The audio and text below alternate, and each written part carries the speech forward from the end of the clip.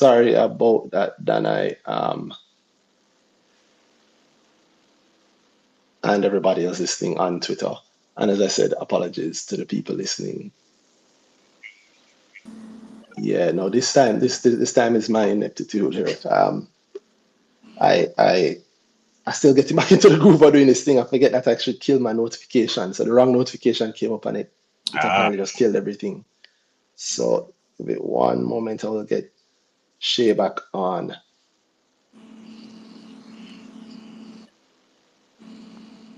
give me a second. And there's Shay. Sorry. No problem. Remember to mute, by Mute. the Yeah, way. yes. Yeah.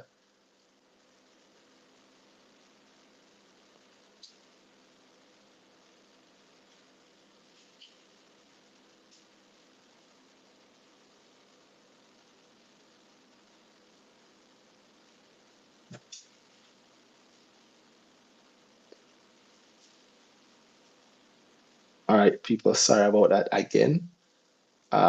But I think you guys should be able to hear us fine now. And Shay, can you hear me fine? You have to unmute though in the space when I hear you. I apologize. Yes, No I can hear problem. you fine. Yeah, man. Sorry about that. So, Dana, I apologize everybody about the issues. Hopefully, it should be good now. Everybody should be able to see us if they want to. If they're watching on by video, if they're listening on the space, you can also hear us. And if you want to join in, if you have a point you want to share, if you have a stock you want to talk about or anything like that, or you want to contribute to the conversation that we're having right now, you can send a speaker request and we'll talk about it. So, Shay, Dana, I said he had to step off for just 1 second, but I Oh, like the point where he was at. Um, um, yeah, go ahead. I'm not sure if he was done or if this Well, or if he this had is to. along the same line. No, it's fine. Um, It's fine. It's fine. but actually, what another thing that I thought about when I saw, the topic that Hmm. we'd be going into was that something that you always think the first time I heard you talking about that specifically and opportunities and whatever it was related in relation to key. And it was around that time when you were saying um inefficiencies just mean that there's an opportunity there. And ever since then, it's just how I think about if there's something wrong with the efficiency, if there's a solvable problem Hmm. that the company has, then it's just an opportunity just for somebody to solve that problem, and then they should be fine. So Yeah. Yeah. so not just for stocks though, but if there's a problem, you can choose to see it as an opportunity. Ye- yes. Opportunities are often wrapped in challenges and inefficiencies and problems generally, not just in investing. It looks like a problem often. Sorry, Shay. I want to agree with. Sorry, Shay. I want to agree with you. But I realize that people having the. You're not wrong. Again, people still having problems with the sound. Give me 10 seconds. There's Oh, something I want to say to that oh, because you okay. are 100% correct. But there's something I want to say. I want to say it, and I don't want to have to chop or edit or anything like that. That's fine. Um,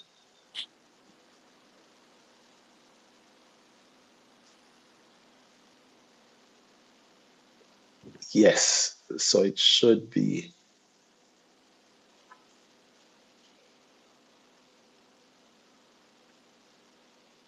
Yeah, it should be good to go now. I believe it should be good Oh, to go now. Uh, okay. Hearing now. okay, you heard Excellent. me clearly now, right? Yep. They're hearing you on Perfect. YouTube. So we're good. Yeah, I hope so. Sorry about that, guys. All right, so Shay, you just said you said that this is what I didn't want to happen. Um, I forgot the point. Repeat what you said, because as you said, I, I remember. right. Uh, Opportunities are often wrapped in inefficiencies and For challenges. businesses. Yeah, Yep. yeah, for businesses. Yeah, and you said that, once you solve the problem, then you don't have the problem anymore. And I agree with that, right? Oftentimes solving a problem can often turn out, not oftentimes, as I see it, how I view it, how I approach it, business is just the act of solving a particular problem for a particular group of people. That's all it is. That's one of the Mm-hmm. reasons why I often like the people closer to me, I was talking to them about, my view, I don't always look for support. Like whatever Jamaican thing we say, support. No, I don't look for support, not I don't appreciate it. But if you're trying to do an actual business, not that you don't need support, but Audio. you need genuine support in order for the business to be an actual business, right? Meaning, hold on one sec. Hold on, can you hear me, Shay? Yeah, I can hear you clearly. Okay. If you can hear me, then I think, all right, give me one moment then. Sure. Well, you know what? No, let's talk. Sorry, I don't want to ruin this for the people. We have audio issues sometimes, guys. If you want to not have any audio issues, the certain if you want to not have any audio issues, the certain thing for you to do until this is sorted, or if, the great thing to do is to jump on Twitter and join the space, because the audio there should always be perfectly fine and working, right? Uh, and so yeah, I don't want to lose that point either, Shay. I can fix this in post for the video, but for Mm-hmm. the people listening, I'd encourage you to just jump on Twitter and check out the earning season page, earning season podcast, and join the space, and you can hear us clearly. And you can even watch us, mute the TV and watch us there. But yeah, that point I really want to make about, like I said, business is just the solving of the problem for a group of people. And why I don't necessarily like Mm-hmm. blind support is because it's blind, right? It's not really support. It's not actual support in my view. That not that it's not support, but let's say, I'm gonna help out my brethren. I'm in starting in shop and I'm gonna help out my brethren. There's not that there isn't real support, but what we call support is often like a one-time passing thing, right? Your friend start a Mm-hmm. shipping company, and so for support, when him have him grand opening on Friday, you come there and you beat two juice and you hang out with the people them, and it's your brethren, so you do it. Mm-hmm. But you don't I don't want to say, well, you don't switch from maybe ship me, right? You're still using ship me, or you're still Yep. using rocket, whatever, right? And you know why? Because those services probably are hitting you really, really well. If you're like a mail pack customer, you're not switching from it because they probably provide a service that you really need, or in a way that works well for you. It doesn't always mean it's the cheapest. Whatever the thing is a thing that you get from it, right? And that thing is what I often tell my friends, try and provide that thing, because then it doesn't put the guilt of supporting on the other person, and it doesn't put the guilt of knowing that you're doing that or trying to do that on you either, right? If you provide something that your friends genuinely need, or in a way that your friends genuinely need, Mm-hmm. then that's the best form of support. Maybe I should say it that way. That it's not that I don't like support, it's that I want genuine support, and I know that what floats businesses is genuine support. So Mm-hmm. if your friend start a corner shop, and so you buy things from your friend corner shop just because you're supporting them, but it's kind of more expensive. Chance the first time you get any little shake, you're going to go to the place where it's cheaper, right? Where you usually go. But if your friend corner shop is close by and it has good pricing, like it's the same price as Mr. Johnson up the road, um, then you're going to use your friend place, and you're going to want it. Anytime your friend start have some, shout, oh, I have these things cheap this week or whatever, you actually save some money. And they start thinking, yeah, I get more deals this place, or this thing work better for me, or them deliver or whatever. Mm-hmm. And that's the best form of support, because I genuinely need the thing, and my friend's business is the best place to get it. Like it Mm-hmm. then turns that person into a natural salesperson of the business, because it's a genuine thing, and people know when I'm talking to somebody about something they genuinely feel a way about, a Mm-hmm. good way about, right? Um, And I've forgotten how the hell I got to that point. Solving problems. So, oh yeah, no, so, exactly. Thank you. So you know what all of that was for? Jesus. Sorry, you know all that was for? It was a long segue to say that bit of news that came out today about RJR Gleaner and the observer, and that they're considering to sign an MOU to. The notice came out not too long ago, actually, like a very late notice on the JC, that they sign an MOU Mm-hmm. to provide not to provide, I don't want to say this the wrong way, but essentially to have a, I'm being careful in what I said because they're being careful in what they said. They signed an MOU to explore the possibility of them joining their distribution and printing arms, right? Because those two sections of the business are unique, not unique, but are shared and a large part of both of those businesses, right? And and so they have, I mean, they said this, but to me, I think it's the first step forward, an obvious solution for a problem that both of them have, which is we are print businesses primarily. We are a newspaper we distribute island wide. So the printing of the thing that we distribute and the distributing of the thing are two major parts of our business.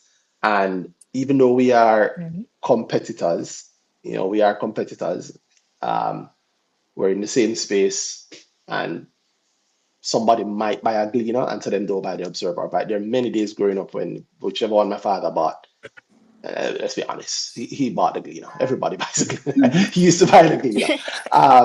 But in buying the Gleaner, if the newspaper money is spent on buying the Gleaner, then it's spent on buying the Gleaner. There is no Observer being bought that day. So in that sense, they are competitors. Even though I'm saying that because many people just buy both, right? Mhm. And I'm talking about the root of the business, where the Mm-hmm. business actually, where the business actually came from, where the business actually is from, and where the business actually has its strongest roots. And that place is the print and distribution business. I say that because obviously now most people access these things via their cell phones, and the same energy tech to go to observer.com is the same energy tech to go to gleaner.com. But it should be, I want to make it clear for maybe even also our younger listeners, our viewers, that that's where the core of that business came from. Right? That's where the core of that business came from. And that's why I think they made such a big deal in their notice about it being To join? yeah, about it being two separate businesses and them remaining separate. So Yeah. I think it's to make it very, very, very, very clear to people that it's not We're not going joining to be, hands. yeah, it's not a merging of the companies. All Yep. right. So this is the notice that came out today. You can see it on My Money JA. This is the notice that came out today from a listed company, the Gleaner, right? So they have to kind of make these things very clear to us. And I'm tying this back. Sorry, I feel like I'm all over the place. I'm tying this back to your point, Shay, Mm-hmm. about it being a need that's being filled. And I thought I was talking about, the tangent about genuine support being the best kind of support is when the person or the entity you want to support is providing something that you genuinely want in a way that you genuinely want it. And so I always tell my friends that when I'm giving them, we're talking about businesses, that, listen, the best thing you can do is to target the actual need, Mm-hmm. and then it's easy for all of the people that you know, or the people that know of you or whatever, to coalesce to go towards that need. Yeah. And then then you have a business. So it's a long way of saying that, the best businesses are those that feel the need, and that's why they get the most support. Um, and this, I think, is a need being filled by both of these companies. And it's a great segue into saying that I hope they list it. I hope. I mean, I'm thinking it listed. RJ can use the listing. God knows. And I don't think Observer can also not use it. I think Observer can also use it. And yeah, it's a great idea, Mhm. in my view, and a genuine a genuine listing opportunity that gets like the benefit of two household names behind it, like a legacy thing, yeah. And also interesting how it transforms legacy media, if you will, in Jamaica. Mm-hmm. What are you thinking Yeah. there? How it transforms it? Well, this is something that is not an uncommon thing in print media around the world, and in the US it happens a lot. I remember a place I used to pass all the time, and that's what they do there. I remember asking what they do there, and I was told like, oh, they print like 6 newspapers. There's a place in Florida that does that. It plays like 6 competing newspapers. We are just the Printing there. printer and the distributor. Mm-hmm. And so it becomes a business line that's a supply. So it's a wonderful spin-off, if you will. A wonderful, wonderful spin-off. I really hope it comes to the market, and I think it could be done that way. That when it comes to the market, it helps RJR who needs it. Yeah. Yep. Yeah, I agree. which would then mean that RJR's current performance, RJR's current both company performance. I mean, you look over the last 3 or so years, it has not been very, very good, right? They hit that they exited profitability in 2023, and so far this year they've continued that negative run, and share price wise is more of the same. Yeah, share price wise, it's a whole lot of the same. RJR hasn't really had a good run in terms of us retail shareholders. Yeah. So speaking specifically here from the perspective of a retail shareholder, if anybody who put their money in over, let's say, the last, let's actually look at the analysis.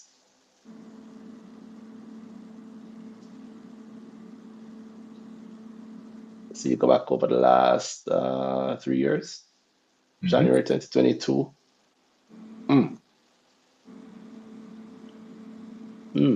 A nice spike heading into February. It was as high as $4 odd. And I think about I don't know if it was exactly that time, but nature of opportunity. If you're looking at RGR a couple of years back, there are a lot of good things going on for it. They're wrapping up with. They're speaking very nicely about what I think they were doing again. Name again. digital. You call it like they're moving over to a digital transformation. Yes, like digital delivery of the thing, because the bandwidth that TV used to be broadcast on is valuable bandwidth. And how they were speaking about it, I remember how a lot of the market viewed it as, it's a great thing to happen, and I remember expectations beyond the point of what I saw for my money. So it's something you're interested. You look at it, say, "What I want out of this," but then you hear everybody else's thoughts around it, and it was, boy, how great it's going to be and how far it's going to go. I heard a lot of that. So when I left the boat, because my opportunity was exhausted, as far as I was concerned, then you still had a lot of, hoping and expecting and whatever. And those good things that you were seeing at that point presented itself like, oh my God, this great thing. But then sometimes, the opportunity is there at whatever point I'm investing, but it isn't necessarily there for everybody in the way they want their money to go. Which is, as you say, after that point, you see what happens. Like, falling off, cool. But somebody's invested for a longer period and expecting more. If within the time is declined, they were expecting to leave, they have not gotten what they wanted out of it. If they're looking for more money on top of their money, then probably not. Probably not. If you, I just looking at MMJ here, the volume weighted. If you look at like a 30-day VWAP, if you look at the, I did a long, a 210-day standard moving average. It's not. In fact, let me not even look at that. Let me not even go to any technicality like that. If you just, I went from the end of January, the end. Then rough now. It's rough no matter not no matter what, because again, somebody could have bought, late December 2023 and sold after. What other opportunities there are in between there? Like, it's never it's almost never this static thing where boy Mm-hmm. it's really it's very truly what do I want out of this, Mm-hmm. and does this thing fit that? Does the return I want in the time I want it fit this investment I'm going to make? Well, that's what I teach at Girl. Um, ITR being down 73% over that time period is however only painful if it wasn't part of your plan and if you didn't adjust your strategy Exactly that. I think so yeah, around that. Yeah. within the time when it declined. But suppose my timeline was longer than that, and I hear these great things now, and I think this. I don't want to say it like that. But I suppose what I'm hearing now is a catalyst that I'm looking for the investment I have for 5 years from now. Mm-hmm. And $2 is a great opportunity. The low from the peak, the $4 that everybody said, boy, come down 73%. You're not balling. You're saying, yeah, man, give me more. So you'd be Johnson's organic premium Yeah, posts. exactly that. Yeah. Well, and there's so many of those That's just examples on the market. market. Yeah, It's there's so many of those examples across the market. Things that people bawl about are huge opportunities, not just for like the shades among us who are striking mm-hmm. in the middle of all of that, but Yep. also just if you have any real timeline. I find that most people don't invest in any real way with any real method, with any real thought behind it. And I don't mean, when I say real thought, I mean constructed thought. Mm-hmm. And so they miss opportunities because they don't have any idea really where they're going. Yep. So like there's so many opportunities even on the market now.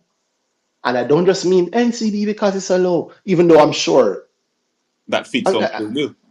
of course, Yep. if it's a bill heavily, Mm-hmm. if it's a bill for at least two sets of people, Mm-hmm. at least two sets of people. Um, Like I saw in group earlier, it was shared the clip. The chairman, Michael Legion, saying, what more you want? And it was apparently in response to the $100 stock being done at $20 or something like that. Because it really is an opportunity for those. In fact, I think it might be too much of an opportunity, which is, well, it's never too much of an opportunity. Mm-hmm. It is a bit of an opportunity. And in the same way, So what more you want? exactly, what more you Then want? think about that. Because Yeah, one more in a lot of people's goal that fit. One more you want, but then everything about it, suppose it doesn't fit my goal, then I might want it more. I suppose I don't know what I want to go. want. What that? Now we're getting Yes, somewhere. yeah. What do you think, Shay? I think you made two very good points. Uh, the first one, knowledge, right? So you kind of have to know what opportunity looks like to be able to identify it. And if you don't know what it looks like, it's probably right in front of you, and you're going to miss it Mm-hmm. Oh yeah, because you don't know you don't know what it looks like. yeah. And the other side of what you said is you don't know what you want. You don't know the opportunity that you Mm-hmm. want. So even if it's in front of you, you're still not going to see it I because you Correct. don't even know find what it is you the want. thing you said earlier around people not saying what they actually want.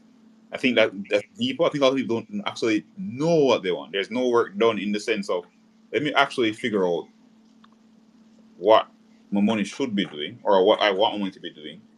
So Hmm. then you start looking at everything and you just don't know where to go in. You don't know where to go at all. You can't make the first step. And I think often see is people say a thing. People they come to me with a thing and they say whatever, and then that thing it's not what they actually do. I can't tell you how often I get the long terms, bro. That suddenly Well, becomes I figure you get that every day. I figure you get that every day like because I every. get a person that says they want a long term investment, Hmm. and then when the long term starts feeling like the long term, a lot of things get missed. So this thing that they're looking at for a long period of time that isn't necessarily impacted by the whatever is happening in the now. Like, RGR down. If RGR is good for you for 10 years down the line, you better bet at 2 than 4, right? that that's just reality. But Hmm. then you get caught up in the boys down and so on. Like you're not examining. you have to examine of boy, is it actually a bad investment at Hmm. at this point? It just everything gets thrown out. It's no longer it just because it's done. I'm done, and I even get like you have people that like out long term. It's continue investment over a long period of time. They want to do a DCA. I Well, can't. pause. I pause. It gets I forget. was going to say, that I think maybe one of the easy benefits that you can get is if you just ask people to act like when they say that, try what I try, ask them what they mean. Just Oh ask them yeah, once no, and more. Yeah. trust me. I go through it, bro. No, but as in no, as in well, what do they mean? Maybe somebody can come on. Everybody can send a speaking request and tell us what do you think. What do you mean? Like if you are a long term investor, what do you see as opportunity, and what do you mean when you say long term? And then maybe we can even talk about one of the long term opportunities that you see on the market now. I don't want to. I like to pay the piper also, so I like to make sure that everybody gets value for the money. Mhm. But and I'll kick it off. I'll kick it off by saying not what I say at the market as long term opportunity, no, but um, what I think of as opportunity. I simplify it. It's like the chance for me to increase my value, increase the value of whatever, and the value is different all the Mhm. time. Sometimes it's cash, sometimes That it's other reasons. Yeah, that thing you just said. That's all a big thing. A lot of people. That's what that it's. I mean, there's a thing you said and you say often around setting goals, setting out whatever, and it's the easy example you often give is I want so you want to buy this thing and then 10 years from now you sell everything and cash out and you have the money in your hand. Like, so you buy you want you spend $1 million now, and then you want to cash in $20 million down the line. Because that's very different from I hold a stock that's worth $20 million down the line. oh, yeah, yeah. So they don't You're look loading at up my what money. the value of Yeah. it. So the value they want to extract from the thing is not thought about. Well, that's a growth group thing, and that's a growth thing also where I But try to get everybody thinks. I people. mean, you saying it's a grower group thing, but the thing It's something that everybody can benefit from, I think but something I think everybody should look at because you're yeah, actually asking yourself, what do I want from my money? You cannot stop at the vague points. I hear people get thrown out retirement. you can. It, But the thing is, here's the thing that or at least what I've learned, Mhm. and we have it in ourselves too. Yeah, like people tired, people busy, Oh people yeah, that's true. them can't bother. So they don't. So that, and the truth is, you're bringing up something that you've seen me do it for years with people. So I can tell you from years of experience that most people don't know. Most people at the time when you ask them, most people listening to this Yes. is the first time that they're even thinking. If they understand what you're saying, is the first time they're thinking about it. Hmm. Most people buy stocks, and like I say, we lie to ourselves about what we want, especially if we feel that it's bad. Hmm. Think about how people talk about selling. I also don't want. You just said it. I've seen ourselves. I do not want to sound like I'm othering. That's Yeah, the truth. well, That's reality. well, I am one of those Yeah. people, in some cases. yeah. I mean, even I make the mistake. I say it all the time. Like, no, what is your goal? The reason I say it so Humanity. much is It's just human. because Sometimes, like, you know, much time. Sometimes I see a stock over the years, and I just message you and say, "Yo, that can do this thing." And because I saw, because I think because we look at so much such a wide range of opportunities, not mhm, necessarily that not necessarily with a view for our exact overall goal. So that we don't say we look at everything. We look at every single stock and we naturally think what can go on for that thing there, right? And sometimes we see an opportunity in it and we can run onto. But maybe the thing like, maybe the thing we're doing already was better. But we somehow get sidetracked yeah. by yo, we want to run on for that thing because I know money coming in and we want to do something with there. Sorry. Whatever. I laugh at Randy and say he has too much stocks in his portfolio. Cause this man used to do him see a thing him run onto it. Him have money, Mhm. him go and make that play. And that's just natural. Still have too many. Still have too many. So it's same. So very Yeah. I don't want it to sound like boy client them a come with something and them not understand or people do these things and them don't understand. No, I'm talking that's Mhm. investors. That's that it's a very often we're fighting with human nature to get the better outcome what we want for ourselves. Almost always.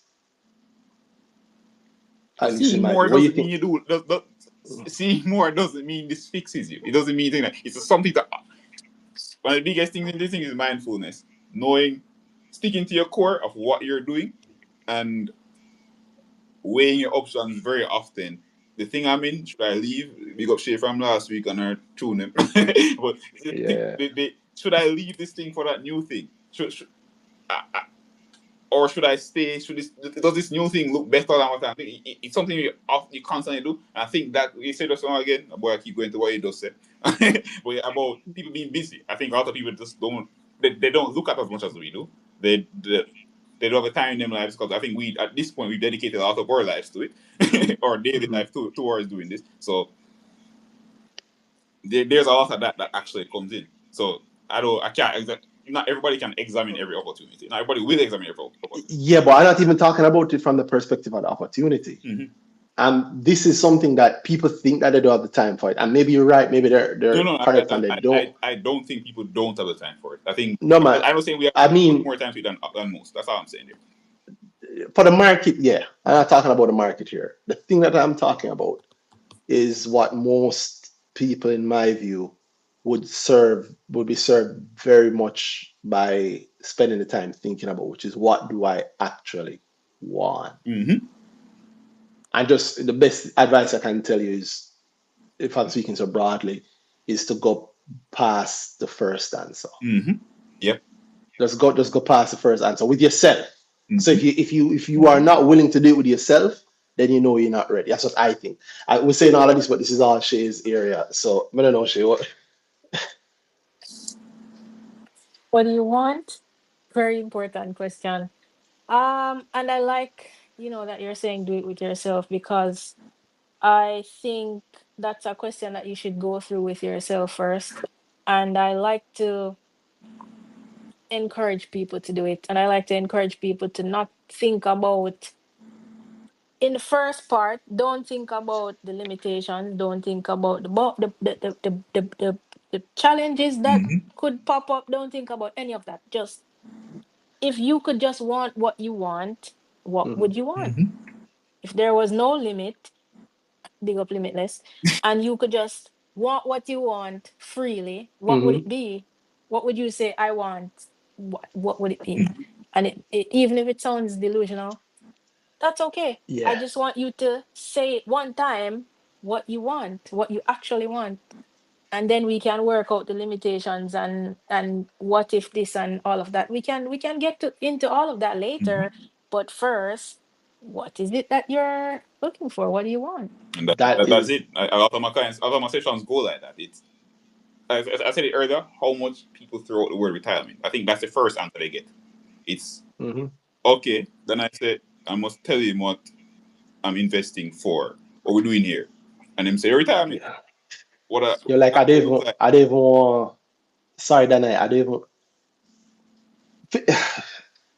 What does that say to you when you hear that? So what do you think that they're saying? Like, I almost want to say this to you privately, or like maybe after, if we're talking in the girl group after, I'll say it there, because it's also, I think, is valuable overall advice, something that I learned, Mm-hmm. something that I had to learn. So it's something I think maybe you're missing to in it. That, well, I'll say it after, but since I interrupted you, Mm-hmm. I'll let you go back to it. So No, people are saying that they want retirement, which is a major thing for the everybody. retirement. So the question I Yeah. often come into, what does that actually look like? Like when Hmm. when do you want to retire? Say 20 years from now.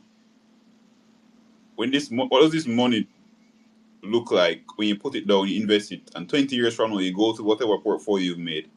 What do you actually want to see sitting in there 20 years from now? And what do you want? Are you pulling the money out? Is it paying good dividends? And what's the actual outcome to your pocket from those things? That's not a line to go along. It's, oh, I don't know how much it wasn't. I never really thought about how much things they cost then, how much money I'll be spending, what this actual investment will be doing to my pocket 20 years from now. It's just it almost feels like a hope thing. Like, oh, yo, maybe when But it is. I'm rich and it solves a need that I never knew I had. It solves whatever need I have at that point that I never actually wanted to think about. I just want to look there and say, oh, 300 million good. Yeah. Which is a great way to never have 300 minutes. Mm-hmm. Is yeah, because you And don't get even that. which where Shay said, what are the limitations? I have to go through that because then, all right, so it then becomes that you tell me, say sometimes they have a plan already. How they're going to get to this number they don't know yet. So they invest X Y Z amount every single month and they leave it there, and you must tell them what to put in it and will fit there so. But then sometimes you hear, oh, but the way you plan to do that, it can't actually work for the amount of money you're going to because you probably need to be doing more. You probably need to putting more, doing more in terms of looking at investment opportunities more. The kind of investment you need to get there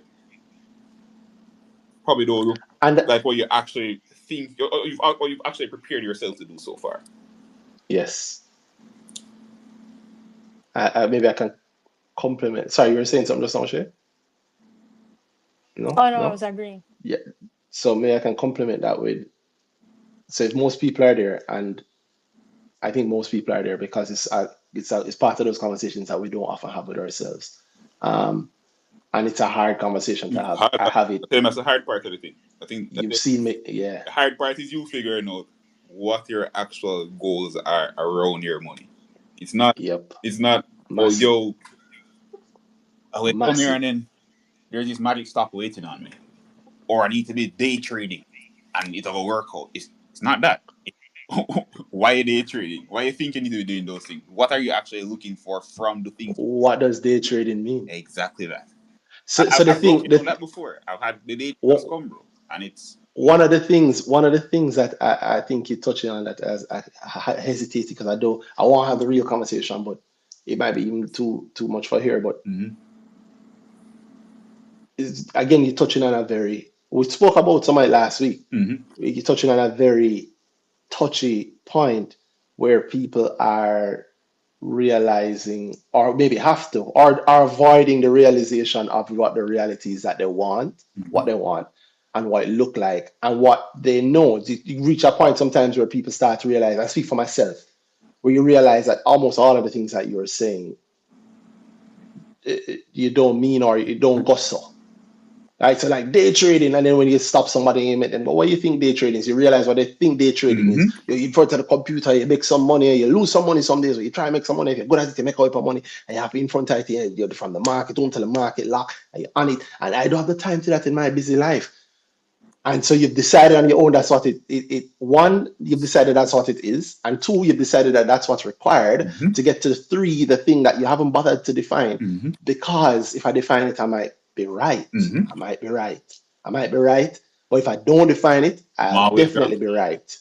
No, no, I'm always right because I Ah, don't define yeah, it. you're So right. yeah. You're right. You're right. And for you to say I'm wrong, you have to prove it. Mm-hmm. And if you prove it, then chances are I'm smart enough I can figure out the way to do it off you proving that it don't go so. So how it goes so then? And you just prove it so it goes so. And if you prove it, then I follow. But then that is somebody explaining to you that, yo, this bad smelling spoiled fruit in the back of the truck is multi millions. No, what you mean it's garbage. And that plays itself out all the time. And because we attach so much emotions to those things, I would bring it to everything else. So in the market, we do the same thing. But I feel like we're beating NCB up. NCB is good, no, NCB is bad. Like it has to be one or the other. It Mm-hmm. can't be both. Yep. You know, it can't be. The better market understanding. Well, that's the side of opportunity stares you in the face harder. The risk, this can work out, bro, but it's an opportunity. It might work out. If it works out well, I'm good. But how can it go wrong? And the how can it go wrong just steers you down, bro. It, But if you spend so much time, if you can think of the wrong as not wrong, but just a different state of the mm-hmm, thing. Like the diamond is also the lump of the coal, mm-hmm, right? The lump of coal is also the diamond. They're the same thing. And so it means that if you figure out where they make diamonds, you probably want to go and buy up all the coal you yep, can. And then you have to understand that while you're doing that, you're gonna look dirty. People are gonna think you're silly. Everybody in them cousin gonna know a better way that you should do it.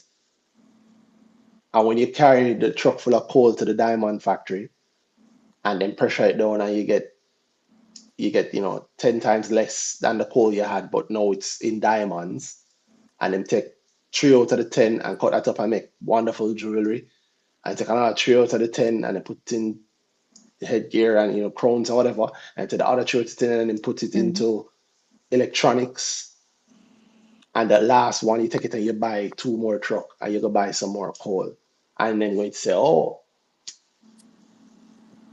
but why are you spending money on coal? You should be looking on core, which is your diamond sales, Mm-hmm. right? Because you can't expect them to see it because they may not understand the nature of opportunity. But Mm-hmm. if you don't want to be the they in that situation, you have to understand what is your opportunity, what opportunity actually look like. Almost Because like it rarely ever, Dana, Mm-hmm. Randy, oh, you know, say, yeah. remember, How you know, how we say, didn't know say how Singapore blow because the IPO was so weak and it was. Remember and then that the when APO Singapore come and was good, bro. shoot it down, and Remember when Singapore yeah, wasn't good to everybody because boy, the 10 IPO out they of fall 12 from IPO, months. you know. Remember Transjamaica And it wasn't still good one is, time too. huh? Remember when Transjamaica wasn't good. For years, Yeah, for man. about, I thought about that. I often oh, think yeah, about it when I hear how he's spoken about now, like it was, like everybody did see.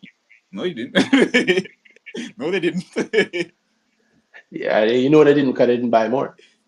They didn't even buy it when it was below Big up IPO price, bro. that man from last week who said he was buying at what, 121 or something Yeah, like that. So yeah. Averaging yeah. down. That's one of the easiest signs I always look at. That's one of the very easiest signs um for you to So you see. want more. Note if you really understand opportunity. Mm-hmm. And also, Mm-hmm. I shouldn't say to understand, that's my personal bias coming in. Let me think of it. Let me say it this way. It's one of the easy signs that I use to tell what you consider to be opportunity. No, I'm biased in that I believe, and I think we all believe, that I know what actual opportunity is Mm-hmm. because I have my own bias to it. And then what I think is that oftentimes all of our, the vast majority of our opportunity shows itself as cash.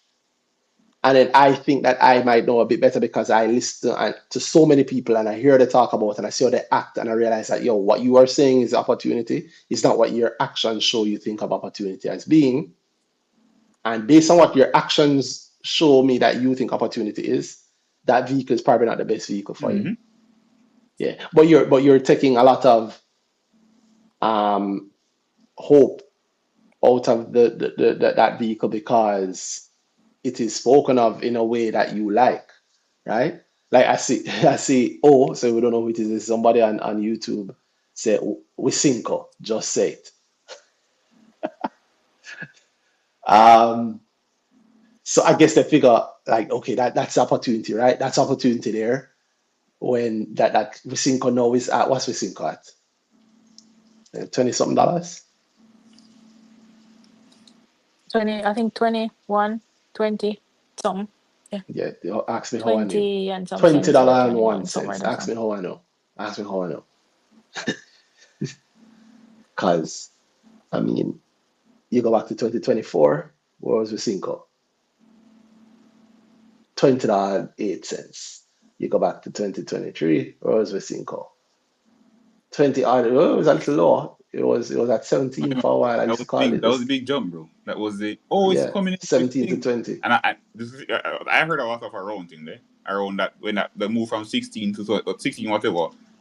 It was 17 to 20. finally running up now. It's finally going to wherever now. Yeah, it was going to 20, It was. where it had been before. Mm-hmm. Um, and you go back a few more years, and where was it? COVID. 15, 16. Okay, you go back pre-COVID, and where was it? 20. 23. Mm-hmm. And you go back years before COVID, and where was it? 15, 14. And that in itself isn't bad or good. It just is a thing. Mm-hmm. But what you want determines whether or not it's bad or good. And I know the conversations we were hearing in 2018 and 2019 Mm-hmm. around how great it is and how it's going to be blah, blah, blah. But I don't know how many of those people actually acted like they actually thought that it would be like in 2018. How many 2018, 2019? How many people bought with Cinco and acted like they thought it was as great as they said it was? Because those people are looking at 100% profit now, Mm-hmm. right? Not counting the dividends along the way, Mm-hmm. which again goes back to what I say, how I determine if you actually what you actually think of as opportunity and if you actually believe Right? it. Yeah, man. Because how many of those Trans Jamaica people who were very clear in 2024 that Trans Jamaica is where and so I knew it all along. How many of them bought Trans Jamaica heavily in 2021 or 2022? Heavily. Mm-hmm. I can tell. Very, very, very, very few. I saw a lot of people had it from IPO and it was stagnant in the portfolio Of course. and it was a pain point.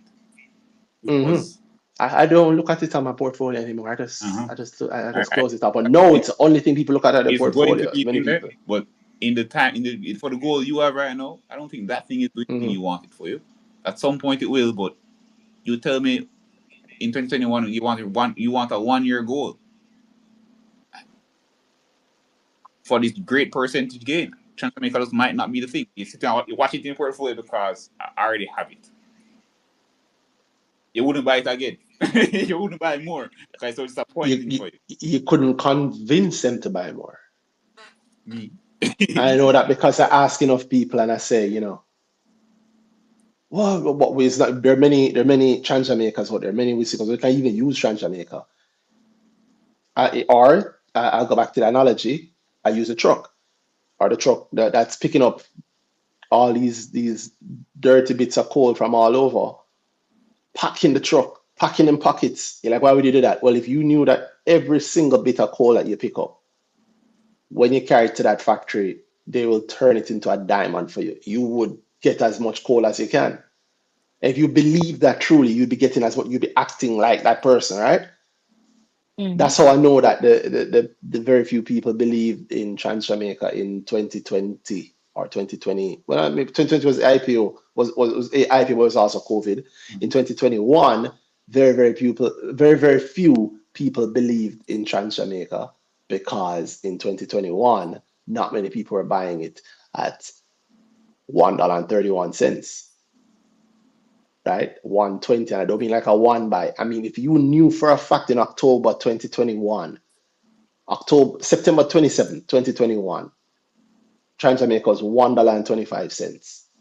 If you knew for a fact that that would be more than 300% higher, that would more than triple over the next 4 years, you would be buying it like crazy. But even if you didn't know for a fact, If you had the if you conviction, truly if you believe, truly believe yeah, that, man, if you truly believe you'll it, be the next year. you'd have You'll be acted that convinced them way. to not buy it. Exactly. But very, very, very, very, very, very few people are like that. Mm-hmm. Very few people are like that. And the people who are like that are the people who make the most on the market. But the truth is you don't have to be like that to make the most. You don't have to make the most. You can make a nice amount, you Mm-hmm. can make your pension without being like that. But the secret is, at least the secret secret quote unquote, as I see it now, is to look at your own actions and actually own up to them and answer them and say, yo, what do I believe? Like, do I really believe this? Do I really believe this will happen? Why do I believe it would happen? If you really believe it, why am I not buying more? Mm-hmm. Why are And you I know spending on other stocks if this is that's the winner?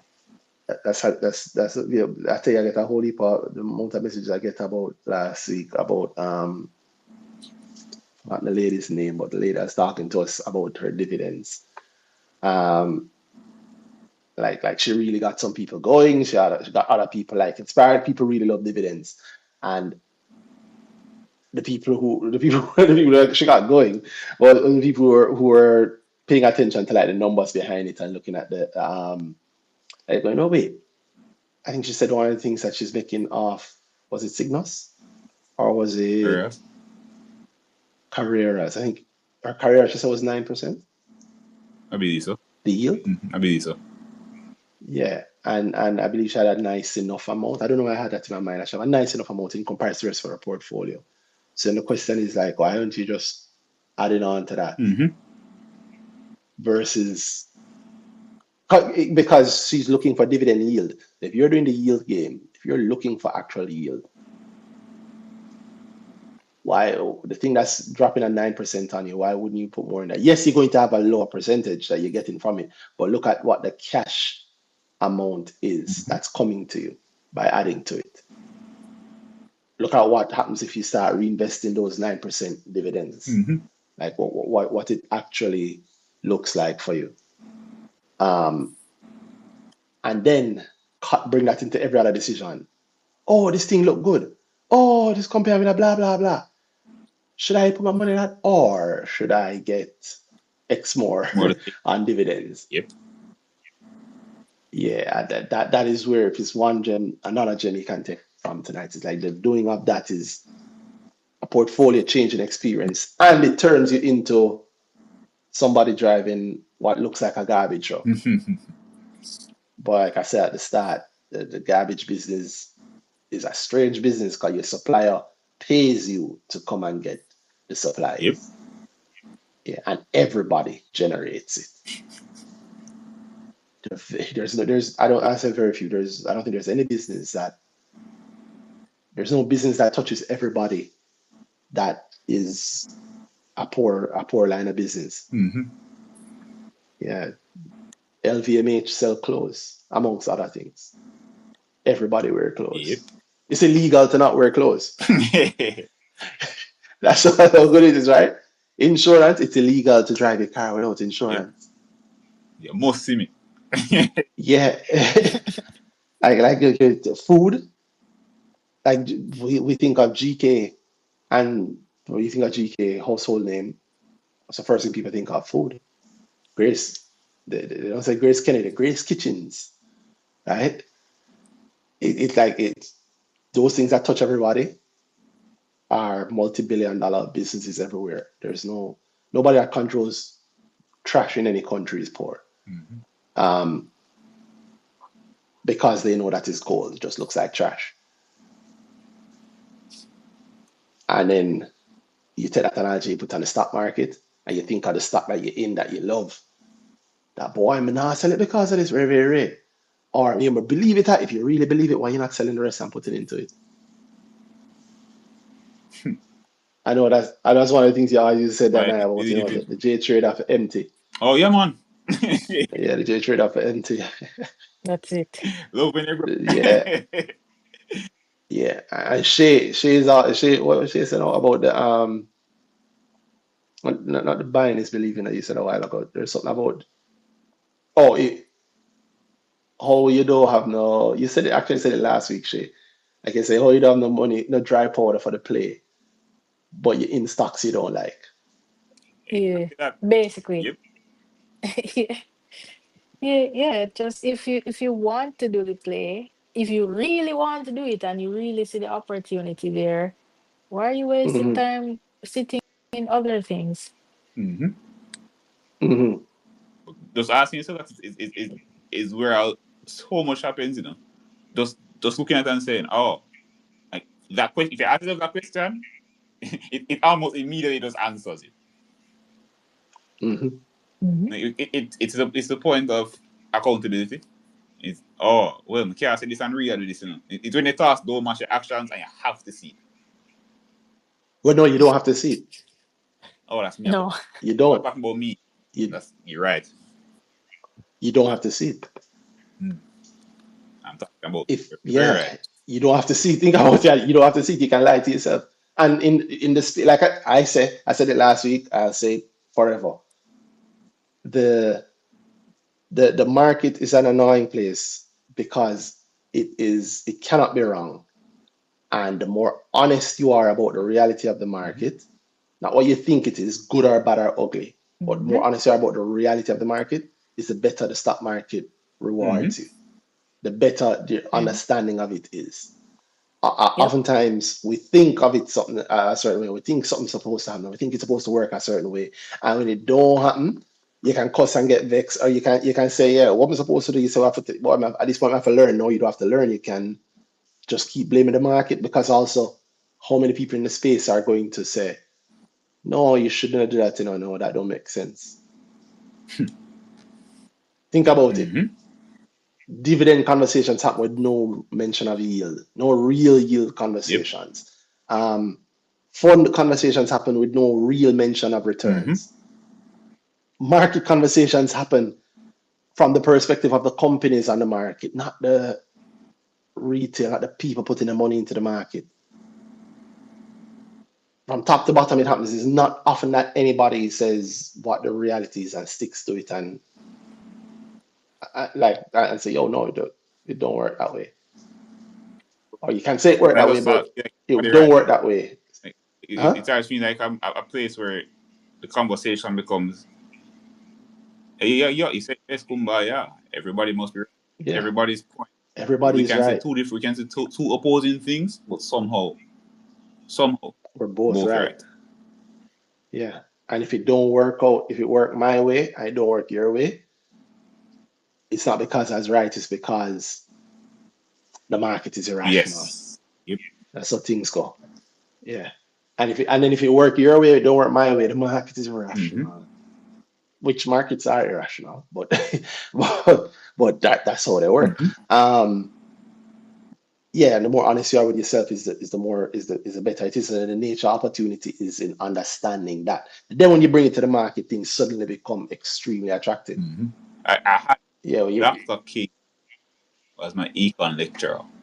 And one of the things he said often was when principles of econ, first year econ. I really like that class because of how he thought about mhm, things. I think after that very applicable in the market. And it was people are rational. But people are rational don't mean what you think it means. It doesn't mean they act based on what you think is what I over here think is the the best way for people to act. It's not on the basis of, oh, this works out best for everybody. It's yeah, people do things in accordance with what they perceive to be the best for them. So in the moment when people make a decision, because of everything else in their understanding around it, they will think, yeah, man, that's the right thing to do. Sometimes they're just wrong. But it's not that they're irrational when they're doing the thing. It's just that maybe they couldn't see limited information or something. or people act in ways that benefit them, Mm-hmm. And but not. sometimes the benefit is perceived benefit. It's not No, that it's almost always perceived. It's it's always no, yeah, perceived you're right. benefit. It's always perceived benefit. Mhm. It's never going to be, oh yeah, man. Eh, If I'm not good at analogies. Yeah, but just that. It's perceived benefit. It's always perceived. You Mhm. can get somebody to see it. You can get somebody to see a thing they can't see. But if they can't see, then they're never going to act with that in mind. They're going to suddenly, develop this sixth sense and can see this thing and everything work out how I see it on Sometimes, my side because I can see more. It don't work like sometimes, sometimes they will. Sometimes it's dangerous to make people see. Sometimes people get anger for you forcing them to see. that. Mm-hmm. Yes. Because Like, I didn't change is want like, to see it. Yeah. And that's why I said, of course, they don't have to take responsibility. They can blame you. mm-hmm. Yeah, lots of people know this. Yeah, the this guy, I was gonna do a really good analogy, but it's I don't want to do that kind of analogy. But people don't see certain things, and sometimes when you force them to see it, they'll get angry with you Problem. for forcing them to see it rather Mm-hmm. than the thing itself. Yep. Because I Yeah, want to people, yo, you know, I spent all this time building this bubble. How you, dare you? when you think that he will be in your past or whatever point maybe happening now, it doesn't matter. You vex with somebody, you're a girl vex, and turns out you did wrong, right? But Oh, every because time. you did vex and I don't cuss already, bro. You Oh, can't wrong again, And I'm gonna sit down on that point and you're gonna twist the word and feet, right? And I'm going to hold that anger. I don't want my anger to be solved. I don't want to fix the situation. I just want, at the end of the day, I want this argument. That's and people bring that. into a lot of things.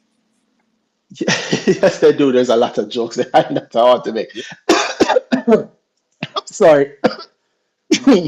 yeah. I'll vex with the person for make you stop vex. And sometimes you're like, oh, yo, like, and the solution whatever is presented. Oh, wait, Um, you want to hold on to that feeling because righteous anger, I guess. yeah, well, I get you. I get you. Well, no, I don't get. I know that thing, but I try not to do it. I I, don't think I have it happen. No, I maybe certainly don't have it. I think I've let go a lot of that, but I understand the feeling. I think that translates more than Yeah. just relationship. I think I translate in a lot of people's life.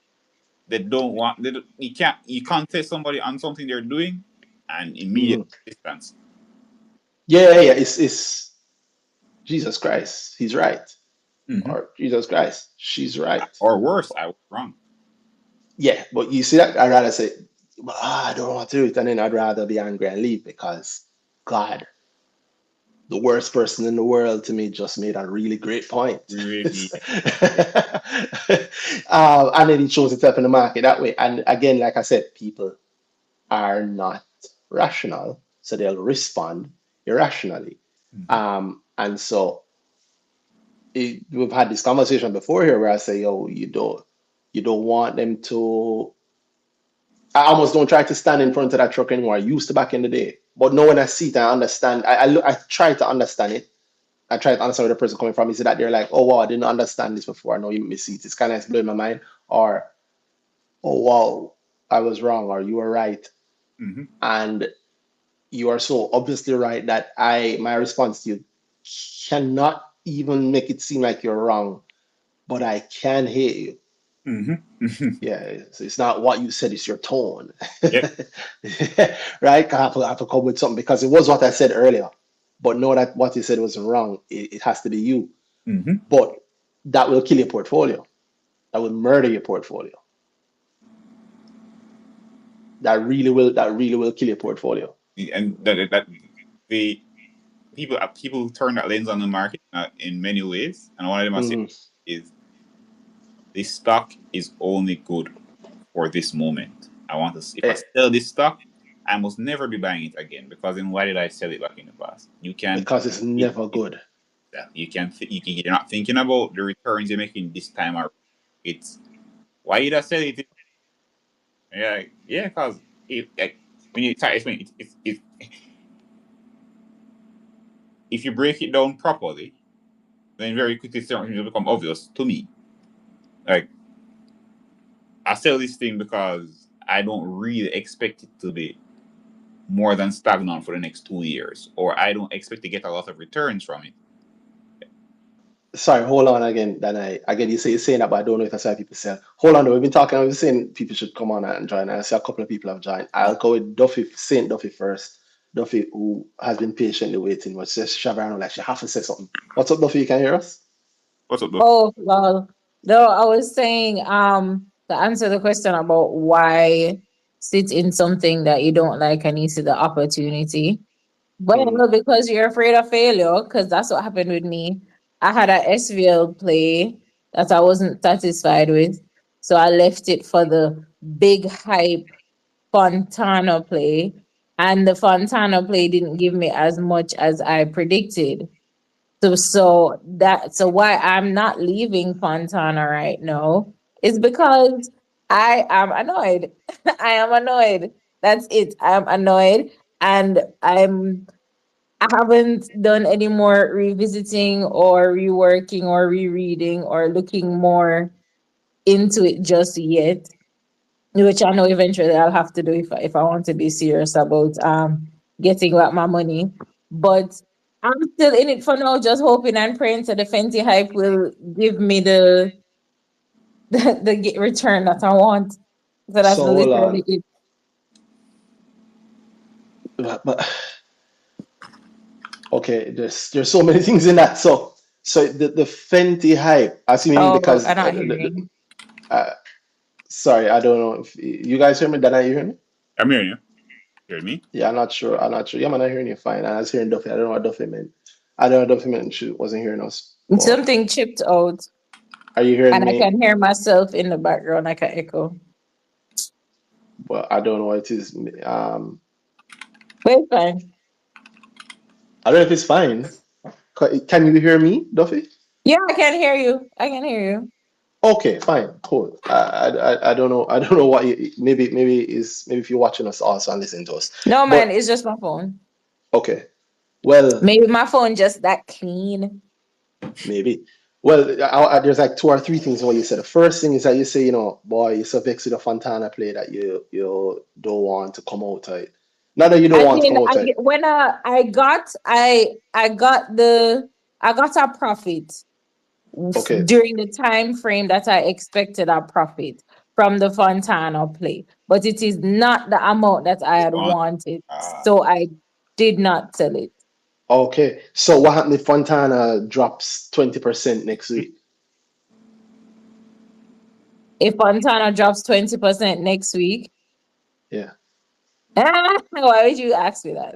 I don't so know. Yeah, we didn't have to talk about it. no, that, that, We that, didn't have to talk, we didn't have to talk about it. that's to me that's the reality of investing. Like sometimes you just don't get. Sometimes you get less than what you want. Sometimes it don't work out. But the thing you're saying to me right now is, I identified a time period where I should be making this investment, and then now I'm beyond that time period, but I'm still in the investment. And I also got what I want, or at least I I got got part some of what I wanted. so you identified a point where a period of profitability for that investment, and then you say, let me stick for the uncertainty beyond this time period. Hmm. Like so, are you as informed? Like so sometimes you reach up and you can get up and say to yourself, all right, what happens when I stay here? You start making you start looking really at say Fontana in this case and saying, all right, within the next XYZ time, I think this is gonna work. At least this is gonna happen, and I can make XYZ return from it. So it's no longer uncertain what's happening for that period for you. Are you in that position right now? Are you invested in Fontana while having a clear view of what you expect from being in Fontana? No, because So to me, I danger zone. I thought I thought only up to the point of if okay, I know you're supposed to have the what if it works out and what if it doesn't work out. Mhm. Hmm. Because And I got what the if it in partially between, work out? Yeah, what's it huh? part they work out? No, but there's also what if it partially work out, and what was the thing That's that you're that's the thing. I didn't work through the in between of what if it doesn't work partially out? worked out. So I was expecting a bigger profit margin and got a smaller profit margin and just never bother. Mhm. And But then I have an in between. you weren't You're, promised any profit. the, the, the, Huh? the taxi, You weren't. the taxi, Sorry, stop. say that again, Huh? Danny. I think maybe our voice is The taxi overlapping. pass, you stop. You were going to Sovereign, then take a turn at Hope Road, and you never get off and walk up. Yeah, you take a turn at Hope Road, and you never get off a taxi and go Sovereign. Find a next taxi go where you need to go. You say, yo, I'm going to stay in that taxi. It passed me, stop. I thought it was going to go straight down, and it never actually goes straight down. Well, it's going a direction. I don't know where it's going, but I'm staying. Because of Vix, because I didn't want to carry me to halfway tree. Never drive me all the way up. Yeah. So I Yeah, but stayed in that vehicle. I don't want to be in this thing where you keep jumping out, jumping out, and then you start to get back to zero is a bigger margin each I'm time. I don't telling want you to to keep So doing invest that. so after. I'm not even telling you what you should be doing here. I mean, after I'm saying you probably shouldn't be in it past the point where you actually expect something to happen. Expect something where you have expectations around it for the better. Like if you don't, to me at this point, you're flying blind because I asked and you say, don't have any real expectations around what Fontana will be doing for your money while your money is still in it. It's past the point of where you really have a plan.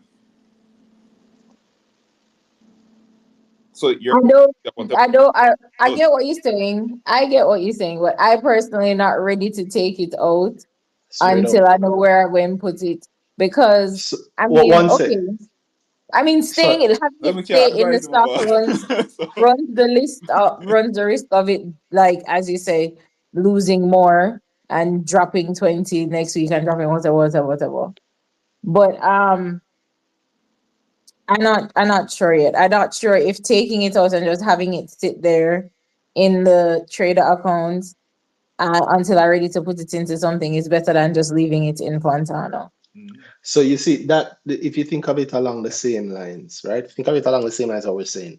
You don't know what your goal look like, you know, the opportunity, you're not sure what the opportunity look like, so you're not sure what the threat to the opportunity looks like. Consider this. What you're saying is clear. You let's say you Is it wanted what 10. Hold you're on. and then I heard clear. No, I man, heard what you're and then clear. what you are saying is an analogy here. You wanted $10 from something, right? And it only got to $8. And so because I wanted $10 from it, and I put so much energy into the planning and expecting it to give me $10, but it has only given me $8. And I'm so angry that it hasn't given me, I'm so pissed off that it hasn't given me the $10. It only give me 8 or 7.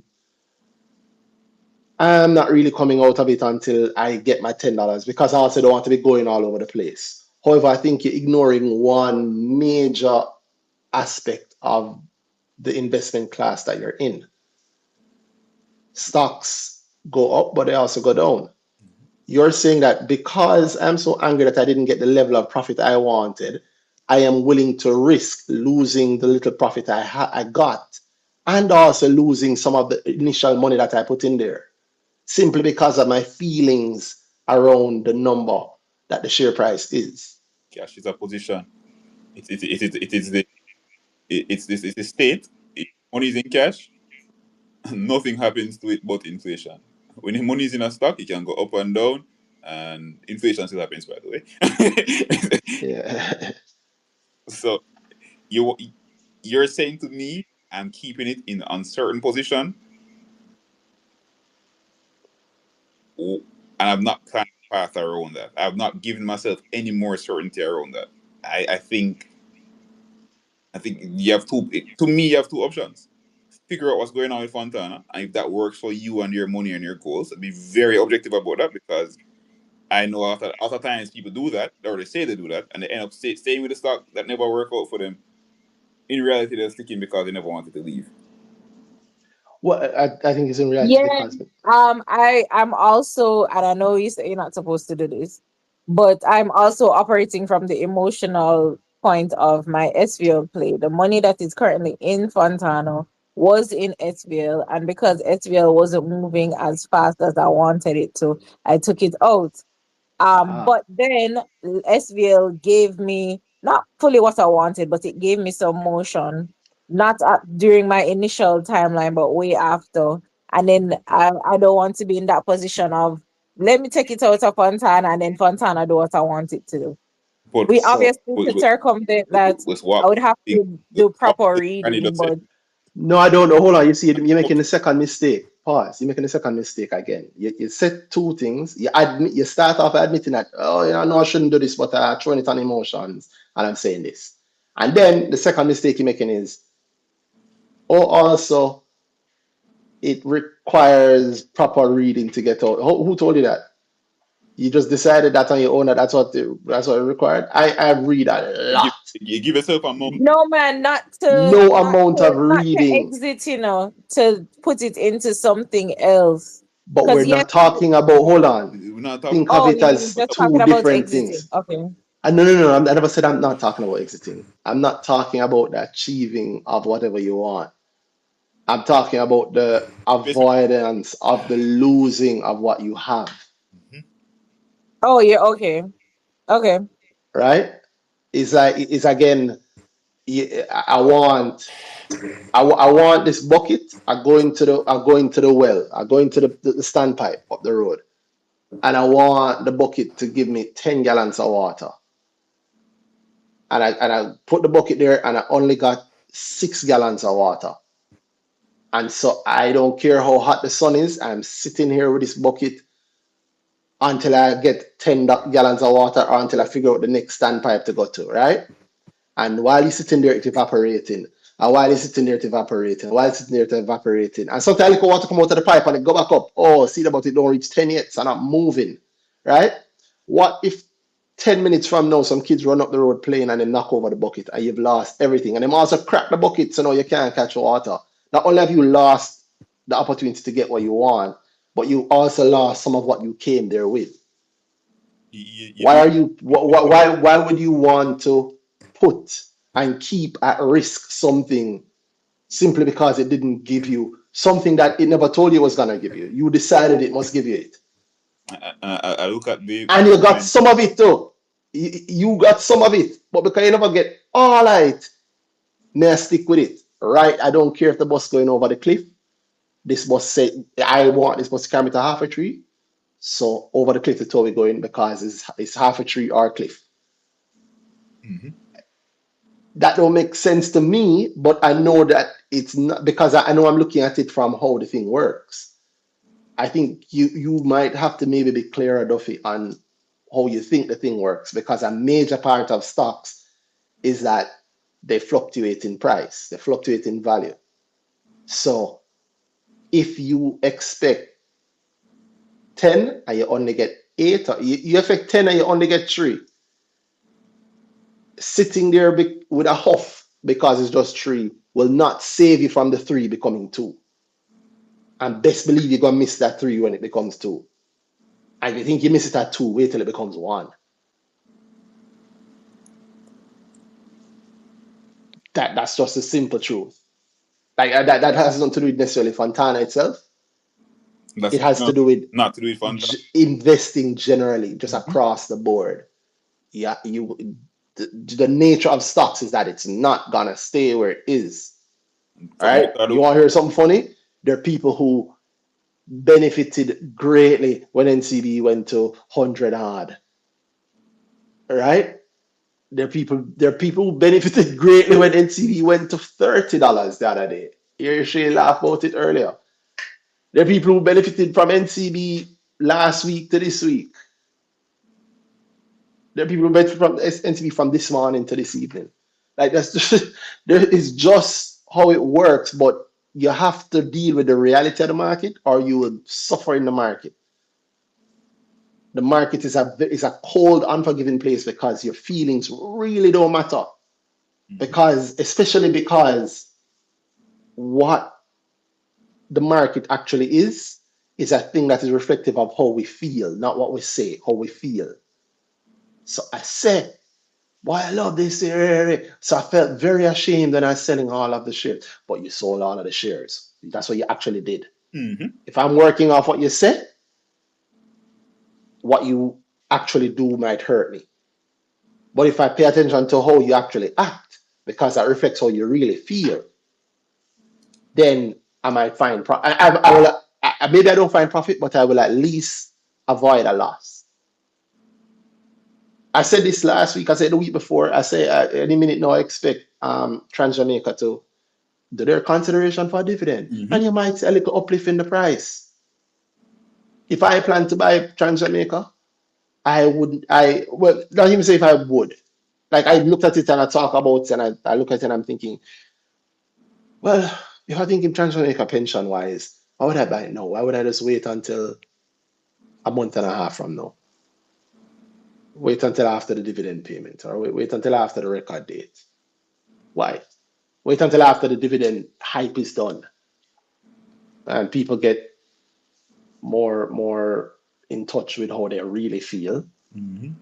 Or even maybe some of them collect dividend and done and they want to Then, sell some shares or whatever to catch and then the price is probably gonna go down. So why would I buy it? No, why would I just wait and buy it then? Why? Because if I talk about Trans Jamaica, I have no ends of people tell me how great it is. That the toll road isn't going anywhere. It's going to Mandeville.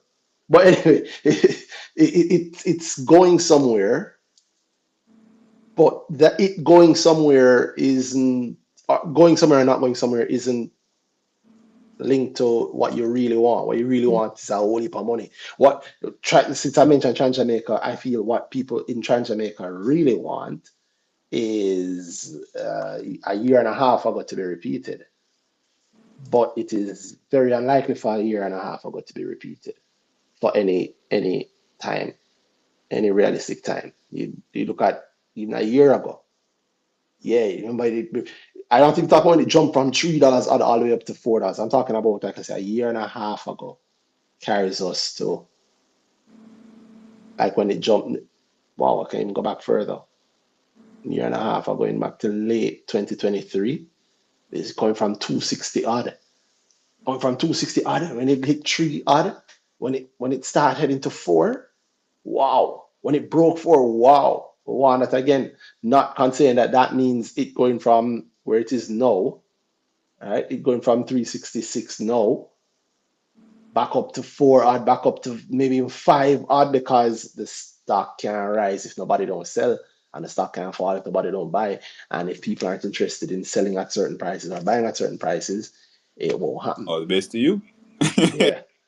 So like it is. I hope what I just showed made sense to you guys, but that's like a real world example of how I would think about some of these decisions with my own timelines in mind. So like I said, if I'm thinking of trying to make anything about a pension, it's like if I'm not buying it, it's like why would I buy it now? I can buy it 6 weeks from now or cheaper, in my view, right? Or well, I'll leave it at that for that. But it literally is how it works because at the core of it is humans, and the best thing you can do is work out what opportunity means for you, and then suddenly, and what opportunity means for other people, not what I'm saying, what it really is, and suddenly the market becomes very lucrative because you see what people care about, you see how they act because it shows itself in that share price. Mhm. And for your specific case, Duffy, I mean, do a session with Danai to hear exactly what you should do, but I just remind you that your stocks, they go up, but they go down. So staying in a stock because it gave you some of what you want, but not all of what you want, exposes you to the danger of losing more than you came there with, all because you're vexed. And I can assure you, is one thing I know Fontana share price don't have his feelings. Like it.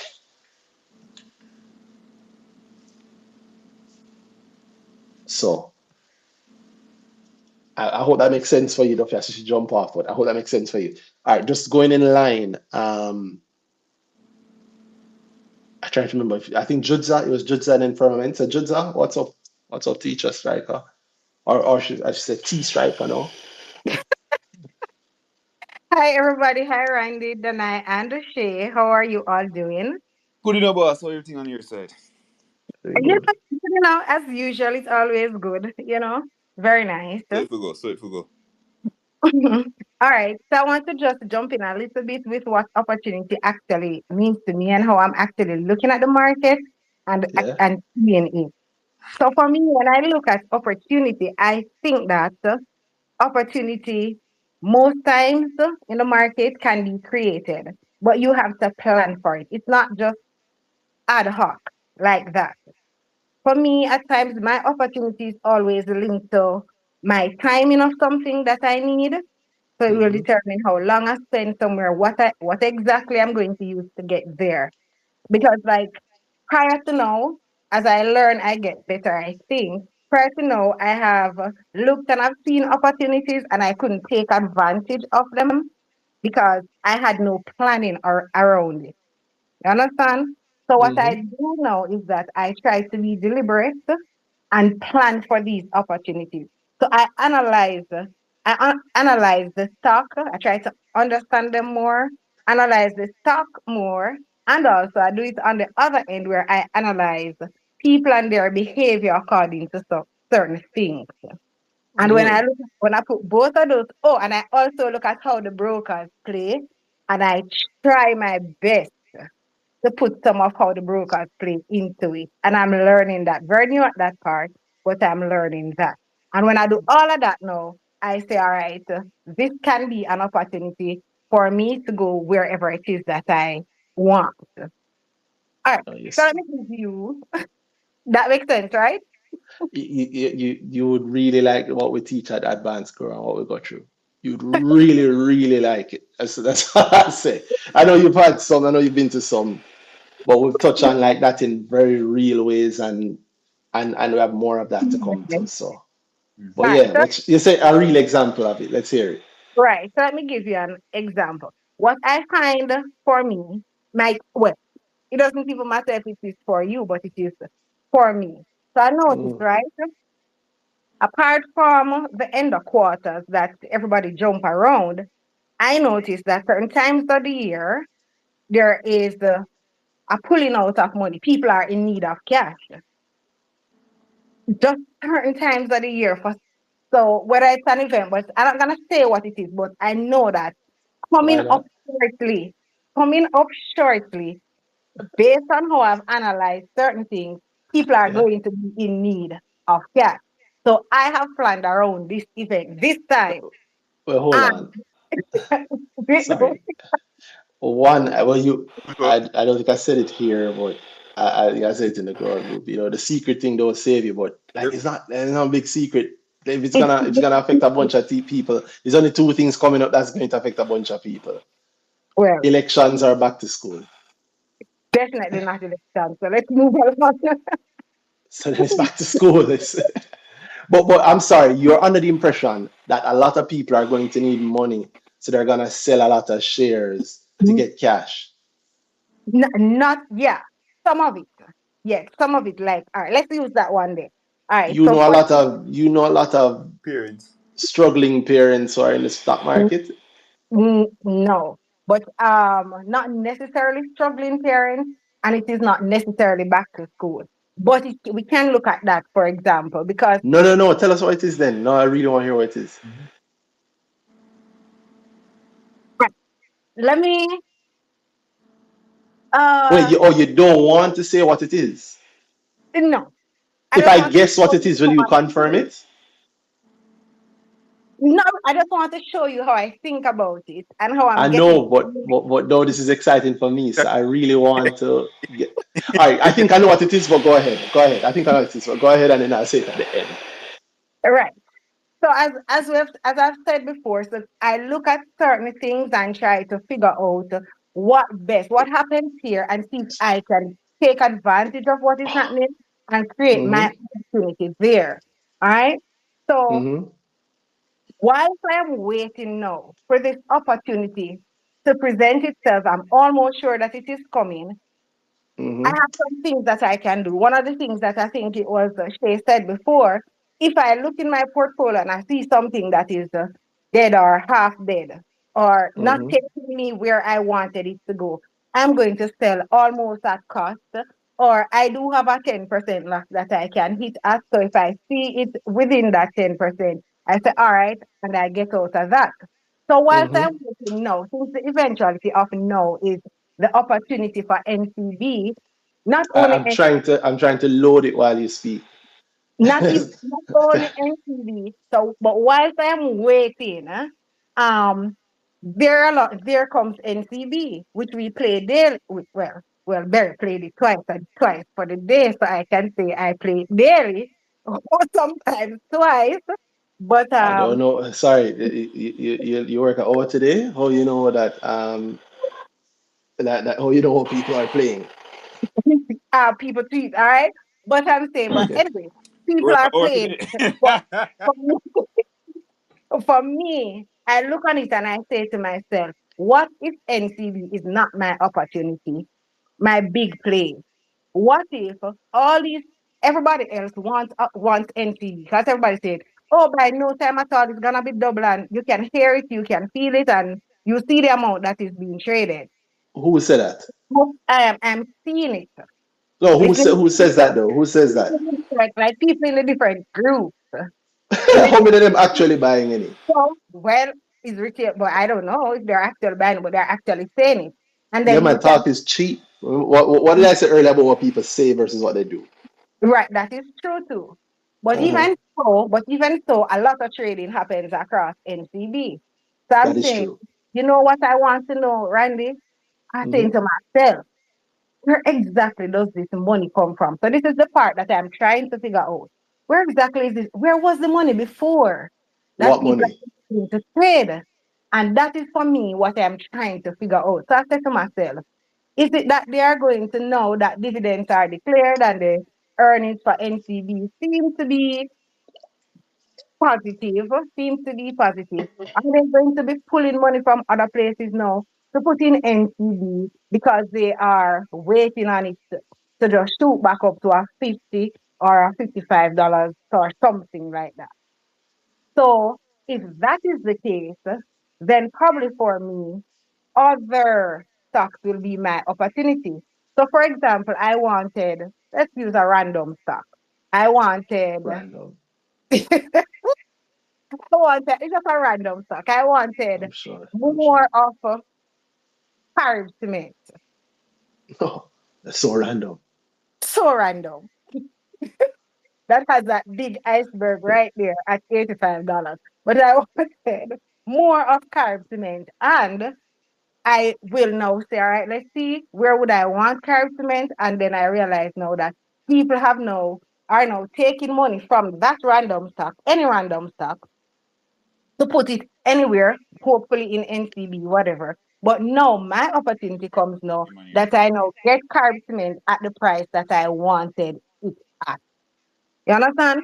So whilst other people opportunity may be NCB, I'm just looking at it also to say by them moving money around, my opportunity can now be in something else that they have moved the money from.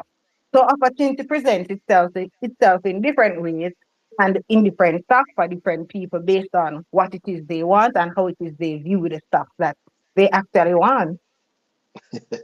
Opportunity. Um, So just finishing off by saying, opportunity mhm. for this week was fantastic. I hope everybody had a chance to get in on some of the opportunity. As I saw somebody tweeted, I think it was today or yesterday, you wanted to, is it rude to ask CEO about whatever? And I'm hearing Duffy saying the same thing again, because it's all that it matters, all that I'm hearing is feelings and emotions. Money is money and nobody cares about the feeling. Just money is just money. So you wanna ask about the money as well. You wanna talk about you wanna if the Fenty hype did not live up, take it out and go somewhere else where you know that you are sure of it. But opportunities are out there. So I'm just gonna say for this week we had opportunities in a lot of stuff outside of NCB. So I'm just gonna say two of them. That RPL play was so very beautiful. That Mhm. SOS play was also, well, for me, also very, very beautiful. I, So opportunities are out there in different vehicles. Just I, RPL and and what was the other one? like everybody know what you're talking about. Oh, what's the other one? You said RPL and what? SOS. SOS. And then Daniel was saying that yeah, you should maybe explain The what plays. you said that. Yeah, she spoke about you speak about the plays as if everybody know what you're talking about. I promise you, a lot of people have not been looking at SOS. So what's the SOS play? Yeah, I wondered if Teacher Striker last name is big enough. Cause I mean it is this is so this is so deja vu-ish. Teacher Striker, yeah, pick one. SOS or RPL. Explain what you mean when you said these These plays plays. this week. It was actually what actually happened this week for them. oh, Oh, it was beautiful. for me, I saw an opportunity when SOS was at $1.55. Okay. So what I'm doing, I want to compound some money for a bigger play. So that is why I'm flipping it, so that I can put it somewhere else in a pencil phone, right? Hey, you don't So have to tell me nothing, it's your money. Mm-hmm. yeah, but I just Yeah. if I don't You're talk, giving if I context, yeah, man. talk to say no, I don't talk. But You're just giving so that context, yeah, man. right, yeah. So I saw it there, and it went to was it $1.72 that was at, and RPL was at from I think I'd made that play. That was a long term play, a longer term play. I think I got that at $1.60. No, yeah, $1.62 or 3 about 2 weeks or so ago, and I sold at $4.23 or $4.20, somewhere around Wait, there. wait, wait. Sorry, And RPL got at what? one RPL $3 Oh, 3.68. okay. Three sixty Uh-huh. eight, and I sold it at $4.23. It was or 20 $4.20 or $4.23. I Uh, usually don't ask this. I usually don't ask this, but I will ask. How do you get it at 363? You got at the 368. 29th of July. 368. 368, Um, yeah. uh-huh. How did I get it? What As do you mean? in, I mean, obviously I know how you got it. You bought it. But is it that you? I don't like asking this stuff on BrickTalk. You just have an order sitting in the queue waiting. I just analyzed the queue and I had an order for it. Yes. Okay, you had an order waiting, yeah. Mhm. Yes, Because I had. for me, well, And yeah, it's a difficult stock. RPL, not the not easy. really. Well, for me, Not, well, not really. for the pro, you are the pro for me. Well, that's what you said, but I am not the pro for me. Um, I guess it's never the person doing it is it look easy when I talk about it. Uh-huh. It don't look that way from my POV. Um, mm, yeah. it is. I mean, if I'm doing a thing, I don't think it's not the most difficult play in the world, Mhm. but Mhm. for you to catch it at that price on that date would require something. But I think I know what it is, and I don't. I leave it where it is. I leave it where it is. I think it's good that you got it on that date, the 29th, and then you say you'd have sold it. So you sold it by 2 days later, right? The 31st. Listen, I sold it on J Trader. That's a different thing. J Trader had Yeah, to yeah, buy. no, but no, sorry, on July 31st. I mean, Yes, yes. yeah, July man, that's when you sold it. Yeah. telling you It's not the right most difficult play. It's actually one of the easiest plays on the market. Those now. four. Okay, well, I just say it was an opportunity for me. I I saw it as an opportunity. So I an know, and that's opportunity. good. That's good. Don't get me wrong. Listen, nobody's saying that you have to go kill off yourself. Making the money easier is probably one of the best things ever. Like, I'm not gonna tell anybody that they should do it the hard way. Mhm. And by the way, we're talking about easy hard. I'm talking about like at the level where you play, not Not for overall easy hard. This is like you never go out and dig up the ground. I'm sure you went to work between those 3 days. And yeah, it's a great thing. Like you're a striker, so yeah, I love it. You made more money within those 3 days than most bonds given in a year. yep. Oh yeah. Oh yeah. Oh yeah. It was nice. It was very nice. I'm not gonna lie. I'm not gonna lie. The summer has been great. The summer has Yeah, been great, and that is well, why I actually like the opportunity. This entire topic, as Dana is on fire since it started. I mean, the whole interaction, the talking, the discourse has been really good with both Randy Shea and Dana, Randy and Shea along with Dana. It has been very good. Because opportunity, for me, you just have to ensure that you are not pessimistic. What I find out there, some of the groups they are the Telegram groups, they are overall pessimistic. Or just if you look at Twitter, sometimes you'll think that the sky is still falling, that sort of thing, and there is no rainbow anywhere, you know. yeah. But I mean, even if you want to sit in a NCB play, everybody is doing the NCB play, but Everybody. Yeah, NCB play, get out of it, do it again, get out of it, do it again, get out of it. I mean, just rinse and repeat it, and whatever your long term goal is, whether to put it somewhere else or just to make some money to fund whatever is coming up next for you. Might be you having a baby, might be you having building a house, buying a house, whatever it is. Just be maybe buying a baby pessimistic. house. Not be pessimistic. Just look at the opportunity and say, I can do this, and the market is going to work for me. And as Shay say, leave. Just say what. Be honest with yourself, because a lot of times we're just not honest with ourselves. So if you're just going there to flip something today, oh, I'm just going there to flip something today, and that is just the honesty of it.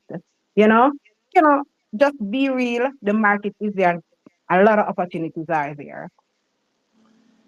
Every day, I agree with you that I also just point out that uh one, I don't know what to say. 'Cause one, I always love hearing you talk about that stuff. Two, people, it is as easy as she's making it sound. Three, she's not giving advice.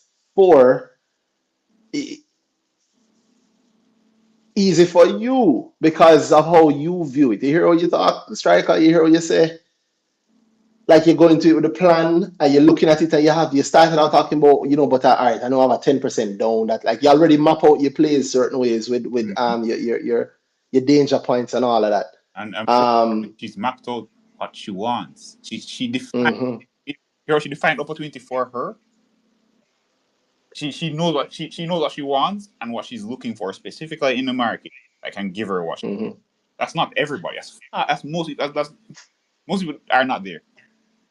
Most people are not there. Most people are not there, and even the people that are there aren't there every day. As well, maybe I'm speaking for myself, but it's difficult to be there.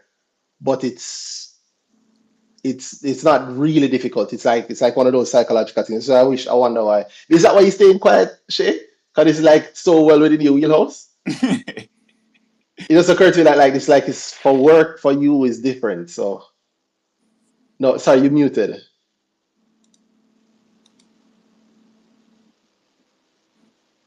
Oh, you're not muted. Well, you're not showing as muted here, but we're not hearing you. No, we're still not hearing you. Try to jump off and jump back on trick. I'll do it. And why I did that though, I'll just explain what I'll say to Dana. Dana, I was thinking that maybe it just occurred to me that because she's a psychologist, it's like this might be like her day-to-day stuff. Why is she being so careful with it, Because it's almost all Yep, psychological. yep, Which was what Yard yep. I just was reading Yard was saying the same thing. It's almost all psychological. It's like it's crazily psychological. The difference between profit and loss. And profit and loss might be making a mistake like what Duffy mentioned earlier, or what I would think might be a mistake, which is a mistake any of us can make. The thing Boy, the thing that happened, I find it interesting that I'm gonna just stop. that is hardly spoken about. Homosexual. But I say hardly. I mean, like everybody's favorite guys. They speak about that, Hmm. but then they're the people who they are the favorites of don't speak about it. I don't know. So Shay's back now. Shay, you can hear us? So every All buffet right. one. So the thing is that this whole time I've been trying to speak Oh from when wow. Duffy was on. My God. Shay, you messaged me or something Yeah. that happened because I've been I wanting to hear your thoughts on this because I know this is your yeah. thing. I didn't realize that you guys could not hear me. But Ja. What do you think? one thing I noticed as Duffy was speaking was that she was focusing on companies. She was focusing on companies and not on her money. Yes. And that's one Mm, thing that I it would be good for her to address, because it's not about any company. Mm-hmm. It's just about your true, money. Yep. And true. if you can get to that point where you don't care about the company, like this one didn't give it to me, okay, then somebody else will, Mm-hmm. another one will.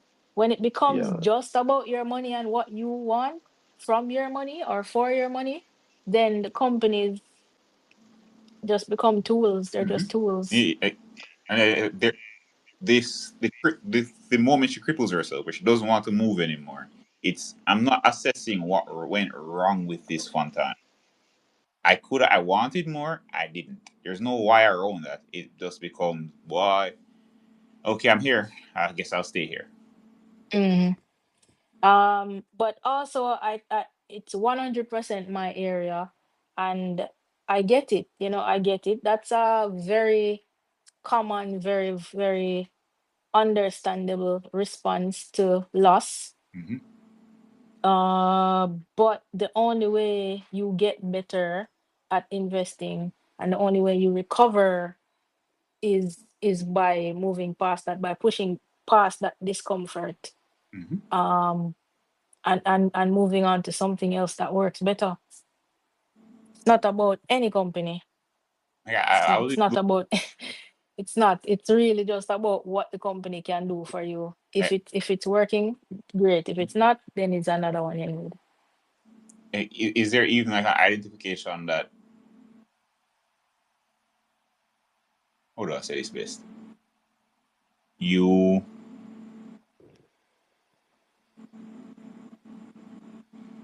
how do I say this best? You look at it, boy, Fontana didn't work out, but I'm not where I'm still in Fontana. So are we? What are we? It's kind of like financial avoidance, Yeah, basically. It's avoidance. It's yeah, yeah. More avoidance. than yeah. I think it's And a lot of people struggle with that. It's not just her. Um, very common. I know that a lot of people are holding that stock that shall not be named, and they've been holding it for years. Or like today, that exchange on Twitter about, Didn't see it. and I was saying, well, yeah, what basically somebody was saying, oh, the portfolio dropped down to nothing, and and this is something that I've seen over and over. People have said, you saw it coming down.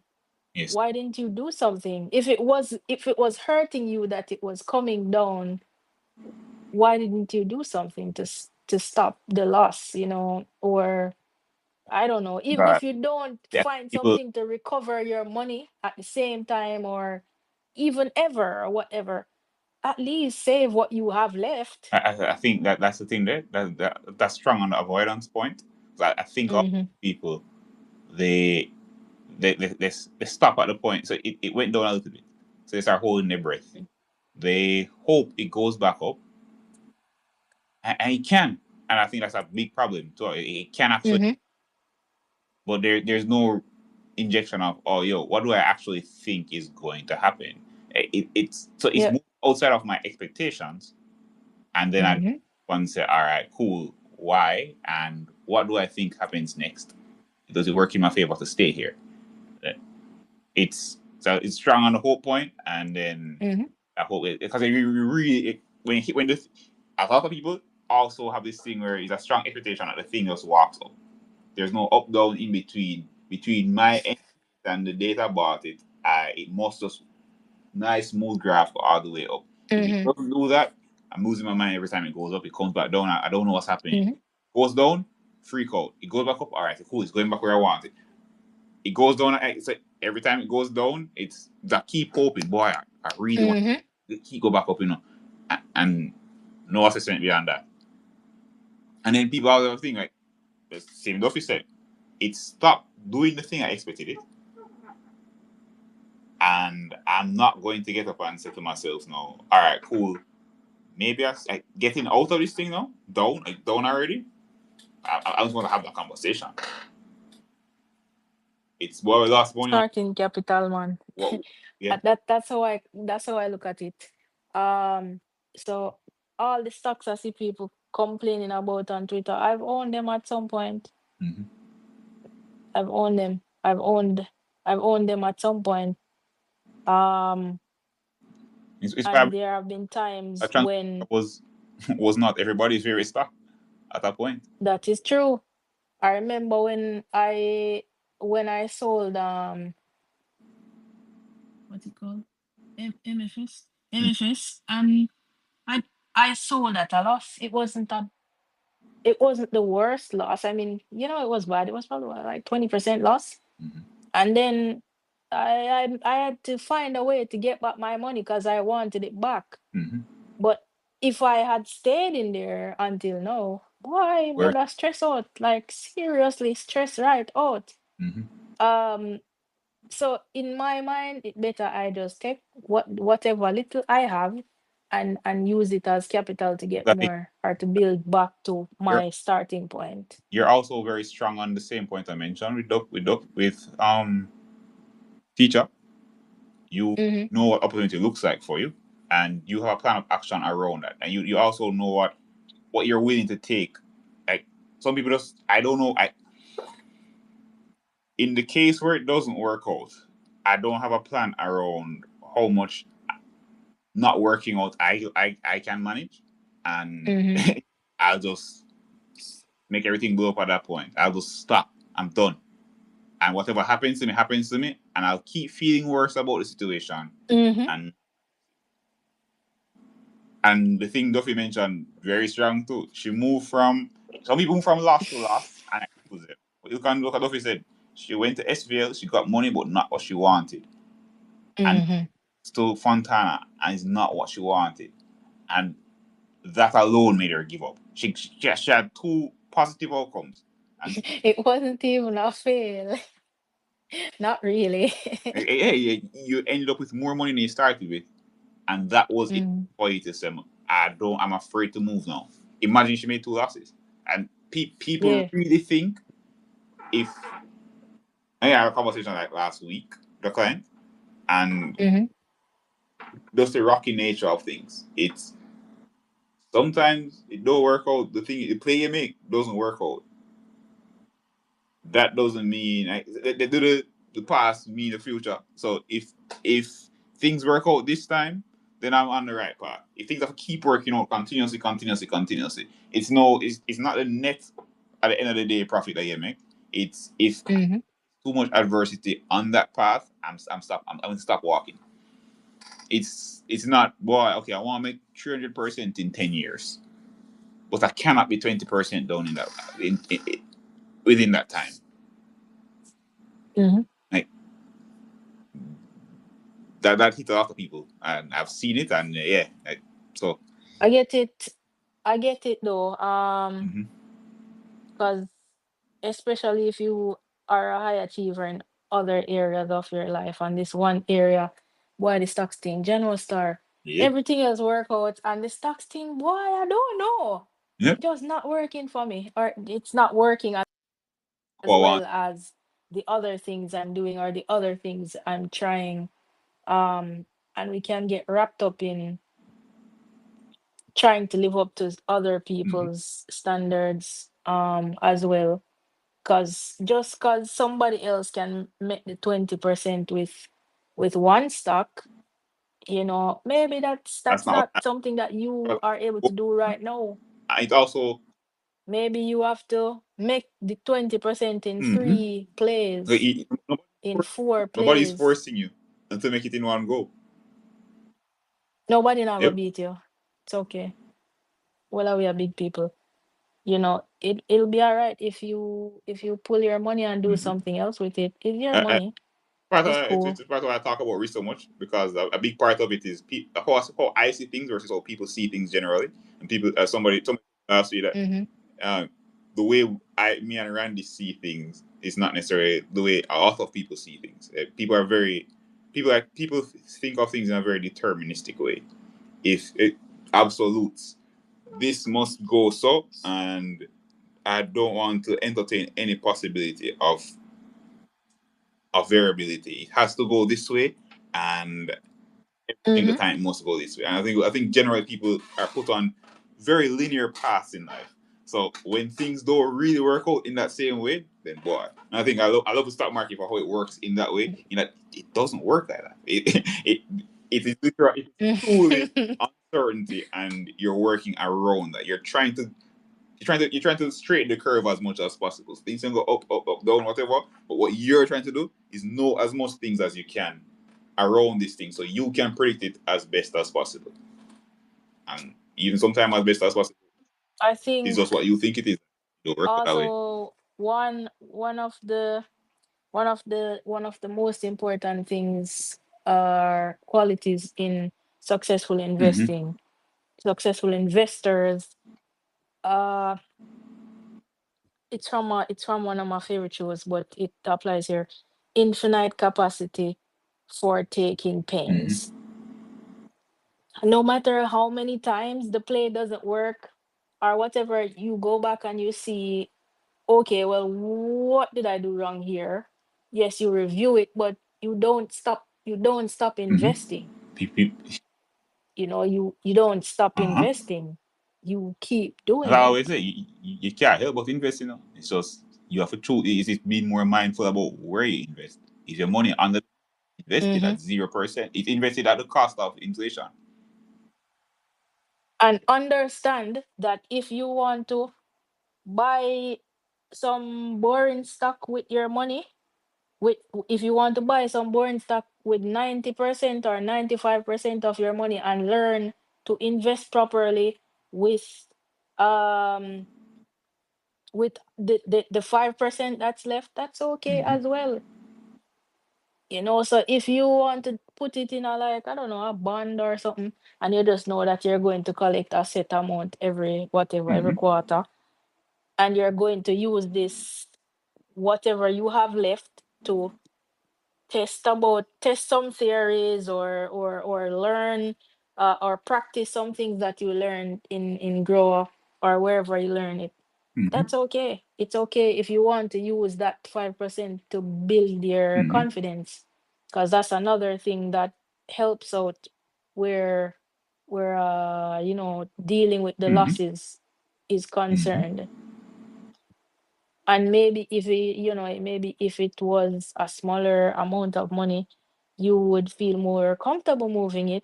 But if you need to practice with smaller amounts, then do that. It's okay. You can practice with a Mm-hmm. 10 grand And if you you want. also have to note as well that your goal must still be in mind. You doing that thing Mm-hmm. is still it's still you still spend time doing it. Yes. So you have to understand maybe when you come back to what you were doing before, it might end up being harder because you spent a year doing that. Now you have 4 years of what a 5 year goal you set for yourself. Then you have 4 years to make the same money you start out to make. Yes. So yeah. Which That's is true. a true That's true. constraint and problem, but it's just reality. Yeah, but the the feelings, you cannot escape it. It's we're humans. We have them. It's they're always going to be there, Yeah. and it's basically just managing Mm-hmm. them. Yeah. But I Um. think you get a whole heap of value in not just even managing them, but also in, like, instead of thinking of it as something negative, you manage it.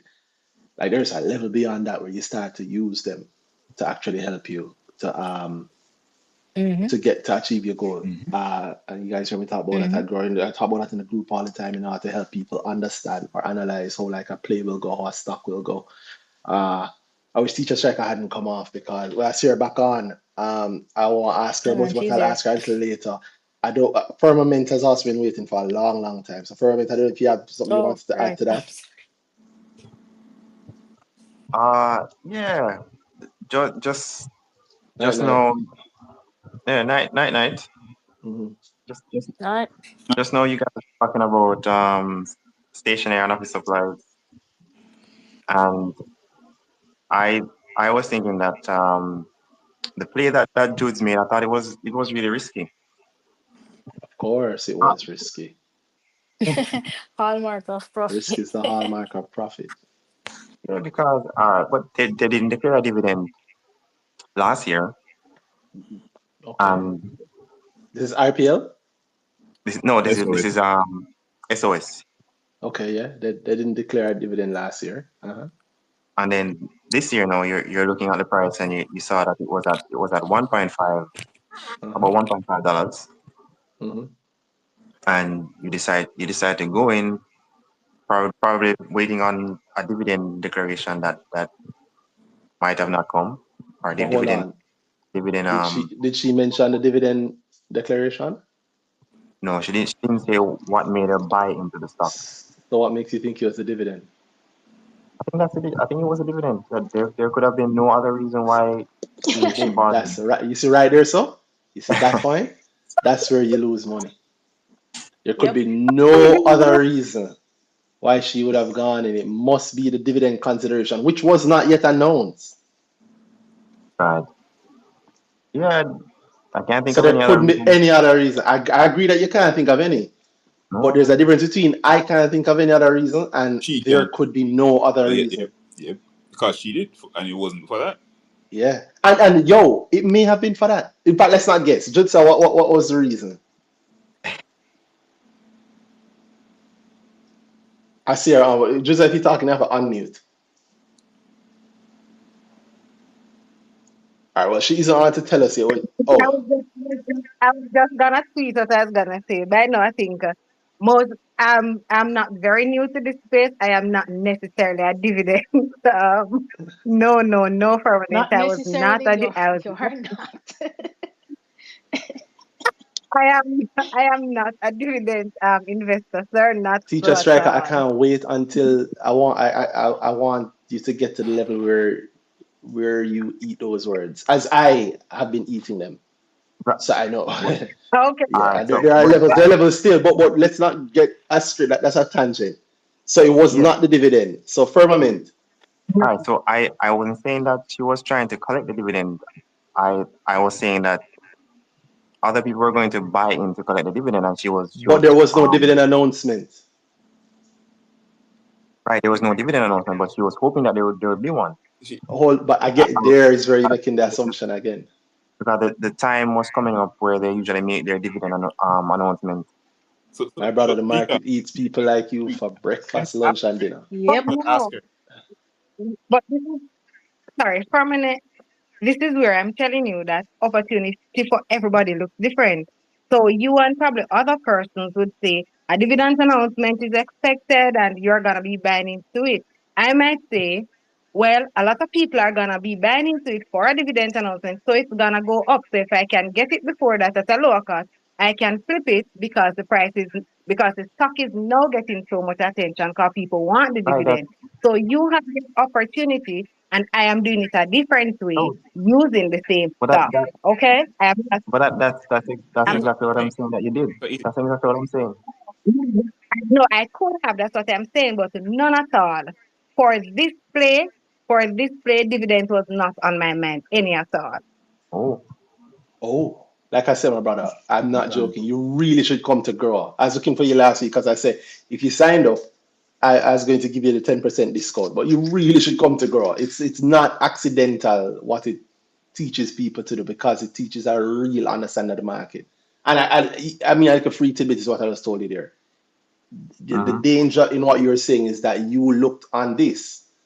You look at it's the Bolt example. You look and you saw how the race was run, and then you say, "Oh, well, she bought around here, so it must be that she knew that the race was going to win or turn out this way, but she bought before the consideration. So how could um, that? She bought even before the announcement of the considerations, and she's telling you it wasn't part of the play. or maybe she thought the price couldn't go any lower. What? Maybe she thought it What? was that was That's not how it works, my brother. That's not how it works. The price can always go lower. Ask Michael Lee Chin. Remember, Firmament, that Shay also just said that he bought NCB at $40, I think, or $41. She knew it was gonna go lower, but an opportunity was there, and she took it. She knew it was gonna go lower, but she could have made a play, and she did make a play and sold at 45. So you can't make any assumptions on what's happening in other people's world. I'll correct that to say you can, can but you should not careful. assume that your assumptions trump theirs or like your logic Yes, is the logic that they live tip by. you. And certainly don't make the assumption that you understand everything in how this thing works because like okay, well you don't I'll show the same question to you for a moment. mm, What the nature of opportunity for you? What do you look at it as? the nature of opportunity for me is a company being able to trigger the events on the stock market that get investors interested in buying up the stock. So like Mm, dividends and acquisitions and mergers. do so dividends do dividends do that? Yes, when the dividends are if the company is a strong company and the dividend is it's a big dividend Yeah. and you declare that dividend, then that makes the stock go up. All right, so that's two things. You qualify them very quickly with the if, but we even work with the if. Give me an example of a strong company with a big dividend that has caused the share price to go up. All right, the one that I can remember is TJ. TJ is one. I was going Transjamaica. to say, and you can't say Trans Yeah, Jamaica. Transjamaica. that most Any other one. In fact, you know what? That's not good science. True, Trans Jamaica. All right, Tell me yeah, another one though, please. Tell me another one because the Trans Jamaica. Trans Jamaica has done so much damage. It's In done terms so of, much damage to in the terms of, psyche of how people think it works, because what people think in Trans Jamaica is not what has happened. You think that is people that have sent when Trans Jamaica, you say a while ago, so you mean like maybe last year, September? last year, September. No, this year, when they declared the dividend when was it, April? Okay, okay, I like that. This year, April, when the dividend was declared, the dividend Mm-hmm. was declared. The dividend was declared. You're using probably the worst, or maybe the second worst data point you could for Trans Jamaica. Um, the dividend declaration was, I think, March 17th. Yeah, the actual dividend declaration was March 17th. Mm-hmm. So Trans Jamaica, just working with that exact date, Monday, March 17th to today. I won't even go till today. Till today, it's down 4.94%. But between March 17th and March 25, it rose from, don't say rose. The price went up from from 379 to 410. That was after the declaration. Yeah. So literally from the declaration to the peak, which would have been the next, like I said, from the 17th to the 25th, it rose 8.17%. And the declaration was while the offer for sale was open. It was at the height of the offer for It sale. was the next day. Yeah. You're saying then that it's not a very good example then? No, it's a poor example, but it is the example you chose. Give me another one. Yeah. I can't really think about another one right now.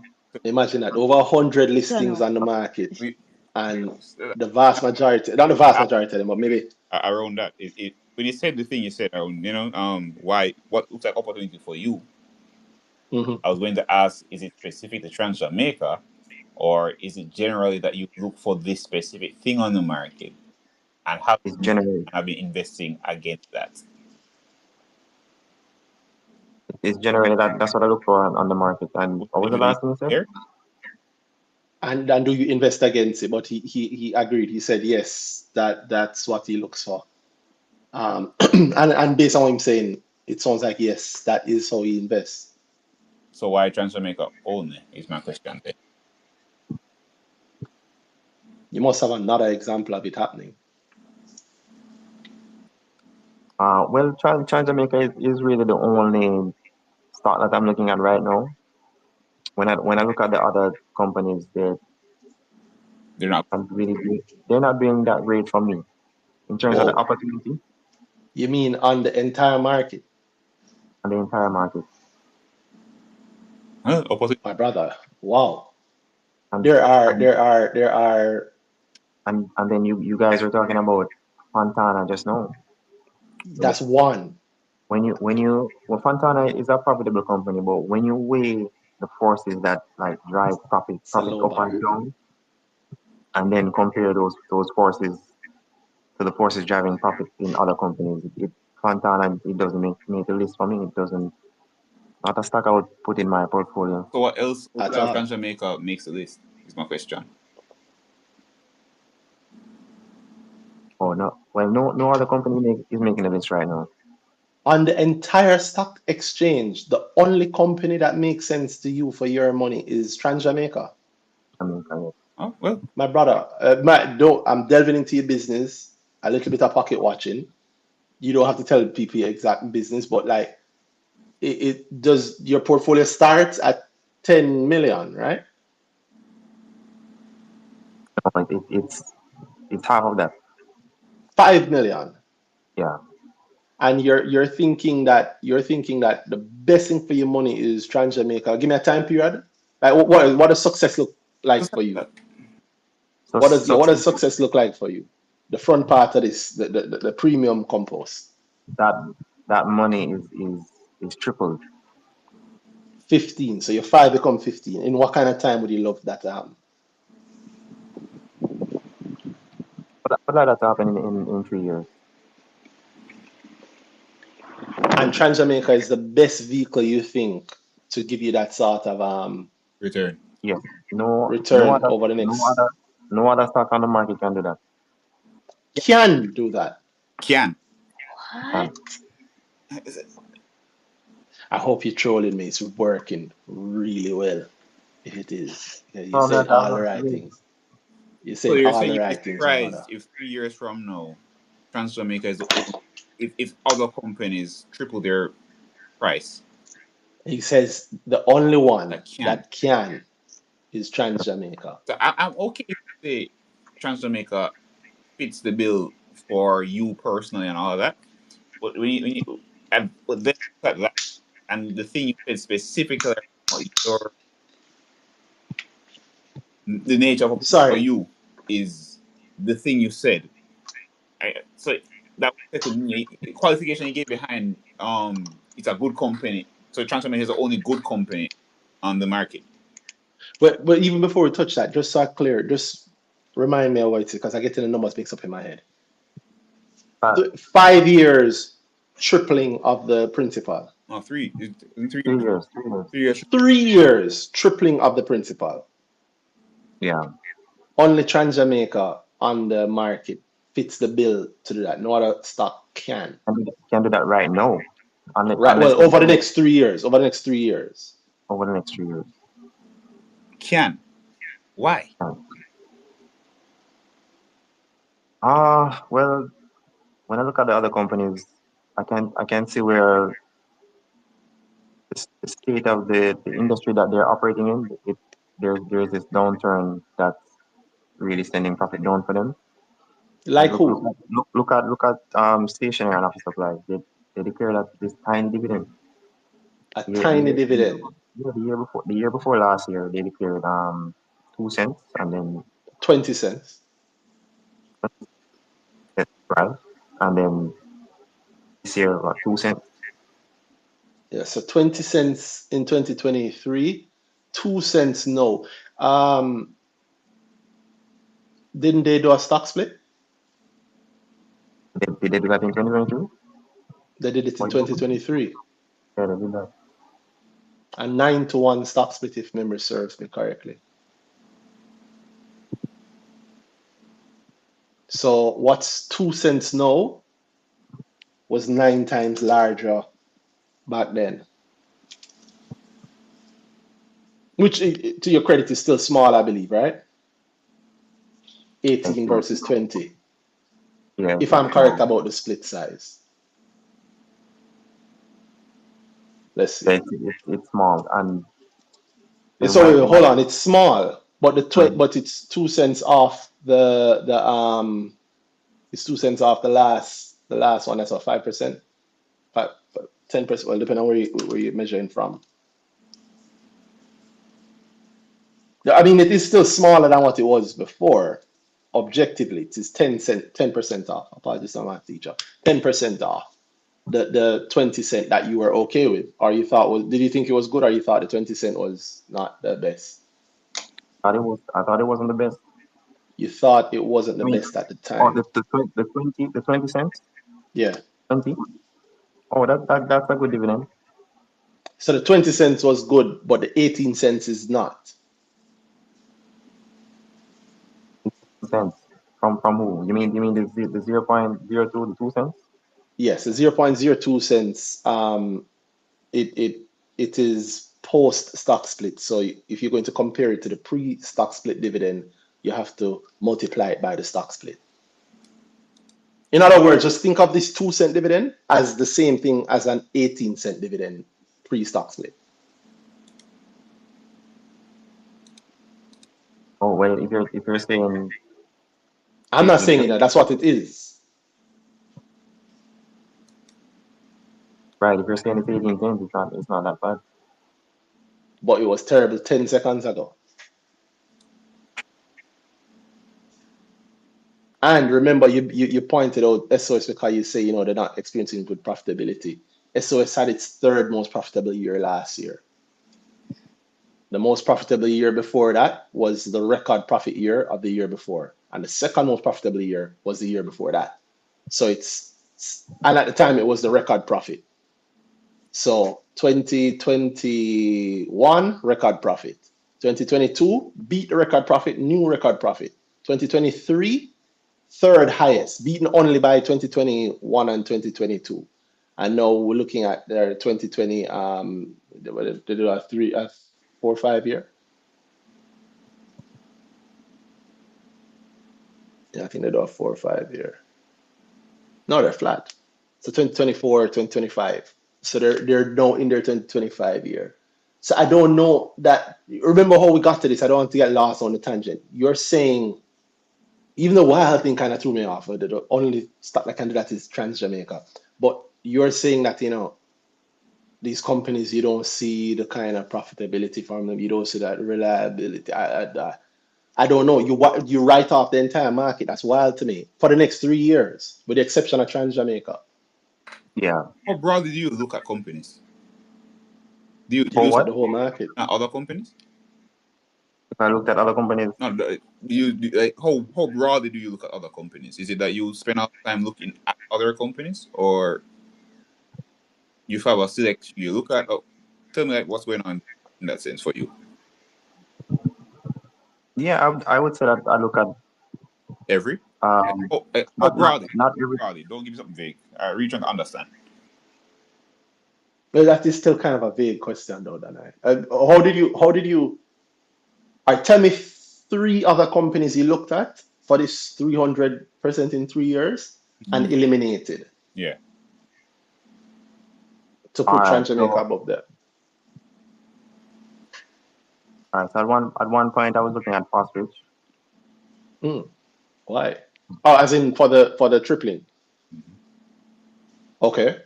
No, not for the tripling, just as an opportunity to make a profit. Oh, that's different now. Hold on.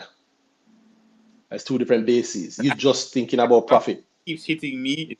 I feel like you're saying that don't agree with each other.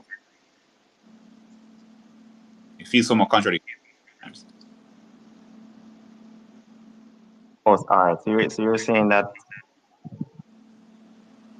I have a goal to make a profit and also to triple um my money, the money. Yeah, so when you came up with your plan to triple, do you look at which other companies did you look at and say it's not gonna work? Oh, Wait, sorry. Even I before you I answer, mm-hmm. sorry, even before you answer that, I'm trying to remember. You joined 2 weeks ago. You have a bit of market experience, right? Or you're new to the market? I I would say I have an average market experience.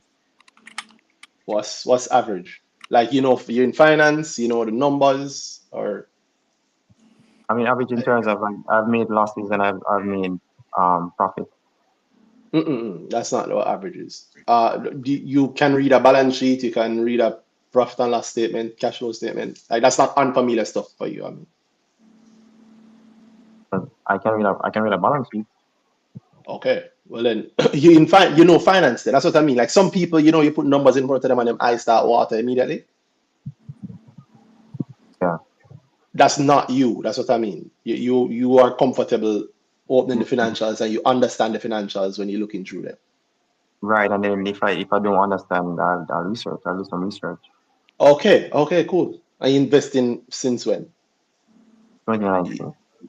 Okay, okay, okay.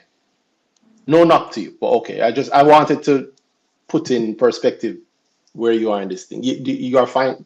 You're in the finance field for your 9 to 5, your job, assuming you have a job in that area. I am no, I'm not in the finance field. Okay. I'm just trying to Gauge. yeah, just trying to gauge like how you think of it. You get me? Because you're saying some things that I know indicate that you understand the things and you have a certain level of knowledge. But then you're also saying things that throwing me off. Now, if you're saying those things that throwing me off, and it's like, this is I just starting out. I don't really know this stuff. Then it makes sense. But other things that you say are like expert level. Like even some of the stuff that you point out around even as simple as you just understanding the dating around the dividend. That's Dividend. not, Yeah, yeah, that's not a believe it or not. It's not complicated, but it's not a common. beginner thing. Mhm. Yeah, it's not a common thing. You still have people who hold stocks until the payment date because I want the dividend. Right. So I'm just trying to understand where you were on the scale of things. And so you said Fostrich was one. No, Sorry, I no, know I interrupted you, but Ostrich was not for the tripling. So that's what I oh, understand. it was just When for, yeah, it was just for, you I were think. So going, tell me. But in terms of tripling, I was just looking at Trans Jamaica, and I'm just seeing where that can happen, and I just couldn't see that with other companies. so But did you look at other for companies? What other all, companies did you look at yeah, and not see it? All right. I looked at quite a few. I looked at Carib Cement. I looked at uh When did you do this? When did you do this research, by the way? Like, when did you try? When did this tripling start? Last year, and were you year already before, in this year? Jamaica when you were looking, or did you make the decision after, did you buy Jamaica after deciding it's going to triple in 3 years? yes, I bought it after Mm, I saw that I could triple. okay. Okay, so you did the research and then you did the buying. And then you, That's Yeah. that's good. So what for my knowledge, what you say you looked at Carib Cement, and how long? When did you start this play? Start of this year, The beginning of this year. 2025. Okay, fair. All right. And Carib Cement never fit met the bill for you at all. Yeah, I didn't. I get you. Why not? Why didn't it make the cut? Uh-huh. It didn't make the cut because um I didn't see them doing enough to get investors interested in buying into them Mm-hmm. to send the stock price up 3 times. Mm. significantly over 3 years. I get you. I get you. That's how most of the research ended. There isn't a lot going on with most of the companies. So you weighed them. So it was a pool of companies, and you said, okay, Transamerica is the only one here, and you look across the market, Right, I look at right across the market. and you said, I think that's it. Nature of opportunity. It's what I can see versus potential reality. I think it's fine if that can do that. I think it's wrong then to say others can't. That's the problem there overall. Like, nothing on the market can. I think that's Or you, very far out of thought. or saying others can. Are you saying that others can know? No, I'm Like saying at this Oh, point I in think time? 3 years from now, other companies can be at triple the current share price. Mhm. will. Yeah, I think so. Will. In fact, I would go one step further. I think it's extremely unlikely that 3 years from now, Jamaica triples in its share price. I Extremely was about unlikely. to ask if he's No, because I was trying to understand if that's what he's saying, that it's going to triple in 3 years. He is. Is that yeah, what that's you're what I'm saying? saying. Not only that, but no other stock can. Right. Kenny So is the only Tran company that will triple in 3 years.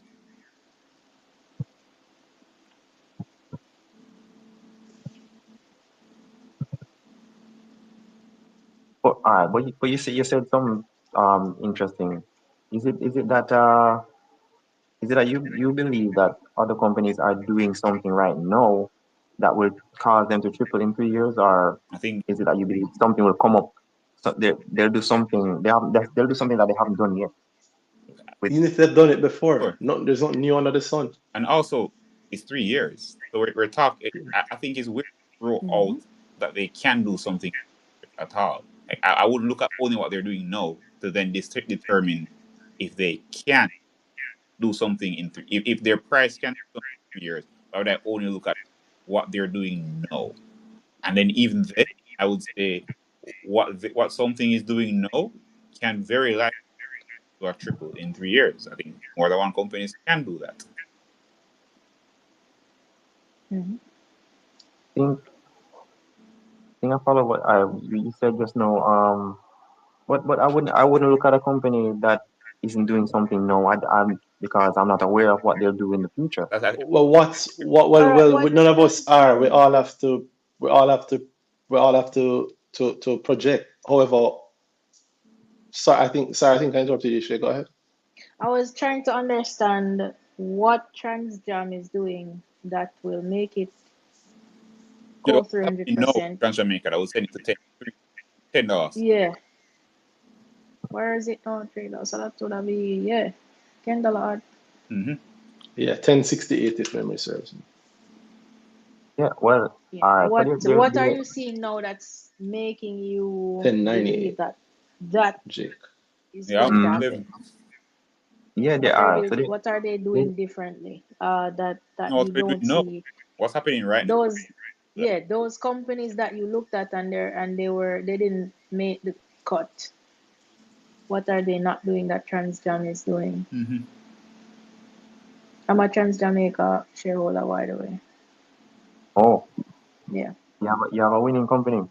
So yeah, trying to make a lot because one thing is that the road is connected to or can be connected to a lot of real estate developments, and another thing is that they're focused on efficiency right now, getting the vehicles through as fast as possible, and that's gonna translate to a lot more profit for them.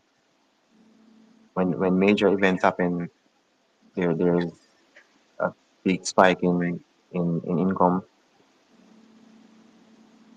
Okay. Is oh okay. Sorry, I thought you were done. Go ahead. Yeah, I'm trying to think of what else is there. Oh, then there's also they haven't started to charge for Mandeville yet. The Maypen to Williamsfield Mm-hmm. haven't started Mm-hmm. to charge for that yet. What's the And projected earnings from that? Do you know? What's the no, bump because the at earnings will get? I don't know the projected earnings. No, but They've you, said. well, but they have Yeah, I think it was like I believe 8%. 8% Mm-hmm. profit uplift or revenue. Revenue, I think they did say. I'd have to Mm-mm. look back at it, but I Let's put some read down profit. Let's somewhere. put some profit. Let's put But some yeah, profit. all right, profit. 8%.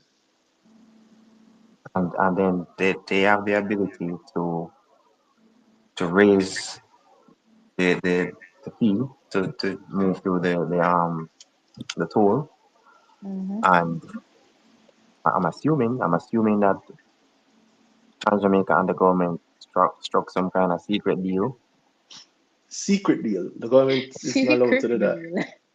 Yes, Sorry. I'm assuming for them We for them just to be start hold, we started BrickTalk once more. Don't make them come show. Yeah, for them Jesus, for them Lord. for them to be holding back the mandible leg like that. Holding back how though? They're holding it back. They're not charging until after the election. So Who is in charge until after the election? Trans Jamaica. But Jamaica is not the government. Right, so that's what I'm saying. They All will. right. All No, right. no, no, no, no. Let him finish. Let him finish. Let him finish that point because the logic behind it is important. Because I'm Okay. sure Right. he's not the only person with this thought. Mm-hmm. So right, so Trans Jamaica owns that leg, So and they made a deal with the government. I'm assuming that the deal is they'll get that Montego Bay bypass. Mm-hmm. That's what I'm assuming. Mm-hmm. I mean, okay. That's not terrible logic. It makes sense. I mean, they had right of first refusal around it. Mhm. They gave it up. Did they? The- I know they gave up the money with the Mobi. I don't know about the Mobi bypass. No, I don't want to. It's incidental to the point. I want him to finish Right, those points. Yeah. right. So I don't see any other company that will be that consistent with their profit, and they, they have so much potential to make more profit in the future. I don't see. I think the big thing is you don't see. I think that's the big. You're Yeah. against what you see. Not saying anything wrong.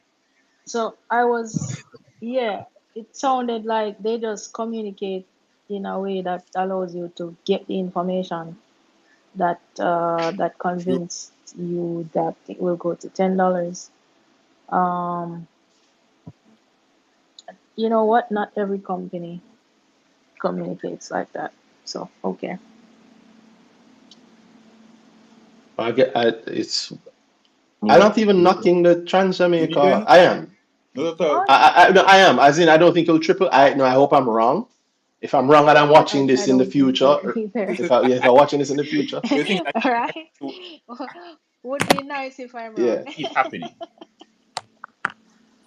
But but I I don't don't say I see don't it. think I mean, I can see. No, I'm thinking it through. I can see things that could encourage strong increases. I don't know about tripling. it's definitely a problem. But the funny thing is, That's almost what none of I'm those thinking. increases are from the operations That's of directly from the operations of the thing. exactly that.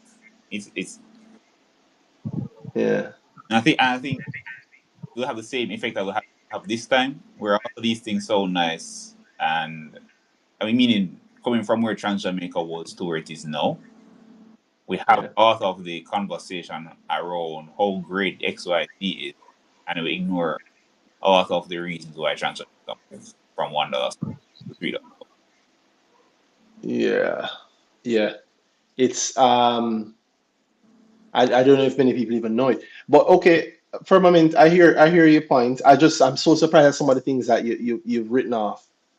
Carib Cement it's 52-week high Monday gone. And the 52-week high was of $105 per share.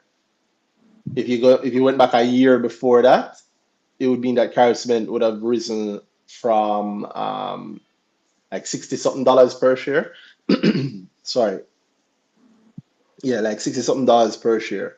Now, if In you fact, think if you just go back 1 year from today with Carib Cement, it's up 37.9%. yeah, man, but he's saying he doesn't see encouragement at triple the current price in 3. I get that, but the factors around Carib Cement and it going up in price like that Look are not new factors. at why Like Trans Jamaica. in fact, if you look at it a certain way, Trans Jamaica might not Trans Jamaica, Carib Cement might even be better off. I'm not saying like this, but it could be better off. I mean, they finished what they call it, the debottleneck project. We spoke about that. I don't remember if it was here or if it was in the girl group. But it was here. Mm-mm. Oh, then forget it. But it's wild to hear you write off the whole market for Trans That- Jamaica and take it seriously. he said he doesn't think it can. And there's something before that as well when he said his qualification for opportunity was around dividends and timing around. Then the opportunity he chose is the one instance of the thing happening. And then it's And it's also the same stock. the same stock. And Yes. nothing else can. It sounds like a lot of confirmation of our previous belief. Yeah. It also, again, the only one you see as a possibility of it happening, then of course you're going to, right? Your goal is XYZ, and the only one you see can do it. Thing there. But then to say, huh, I don't think it's far out there to say I don't think anything else can. Like, yeah, I get it's not a possibility for them. Yeah, In my mind, that's I think strong. that's very strong. That's strong. That's very, very, very, very, very strong. And then qualification behind that being, it's largely determined on what the company is doing now. So is it that that's a view? Is it that you're saying from my perspective they can, or you truly think it was I would say I would say that it's from my perspective. What I'm seeing right now. All right, so tell me something. no man? I don't. Did you look at? Tell me something. Well, you sound like you look at all of the blue chips, all of the bigger companies, at Let's least when say you're doing the good Transamaker. companies. No, you know what? I didn't look at. I haven't looked at Supreme Ventures yet. Really? Yes, I haven't looked at Supreme Ventures. $20.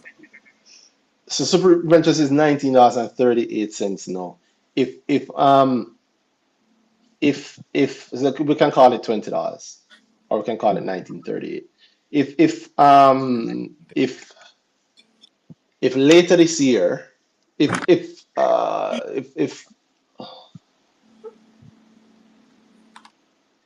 early next year the government says that they are willing to sell Caymanas Park to SVL, but they have certain requirements, and part of the requirements is that then SVL, there has to be like a separate vehicle. There has to be like maybe a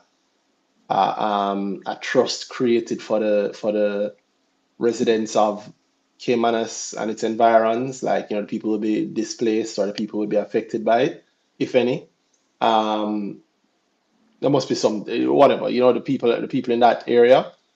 Um, and that trust might take the form of like a set of shares in Caymanas, which then it makes more sense for SVL to spin off the Caymanas vehicle. So let's say you have SVL owning Supreme Ventures owning let's say you have Supreme Ventures owning 40%. Then you have other related parties owning maybe another 40%, or 30%, the government directly owning 10, and the rest of the investing public owning 20, right? And that's a spin-off of the Caymanas thing. So Caymanas horse race inside of SVL and its environment and all of the future profitability plans, the hotels, the casino, all of that is in the Caymanas vehicle, and it's put on the stock market, maybe even on the junior, who knows, maybe on the junior stock market as a massive listing, heavy value. Because it will be capped at the price, that how much billion that the what is it, the 3 point, the whatever, the how much billion that.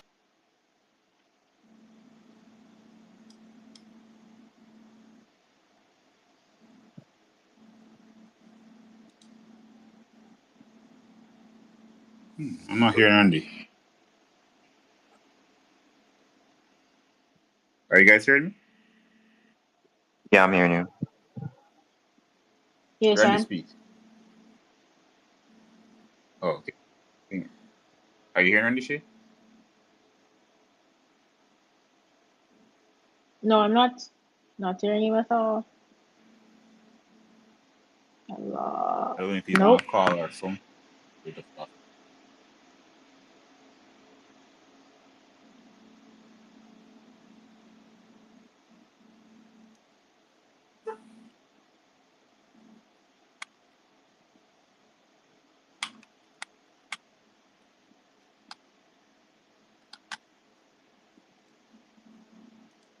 Right. Nobody else is here.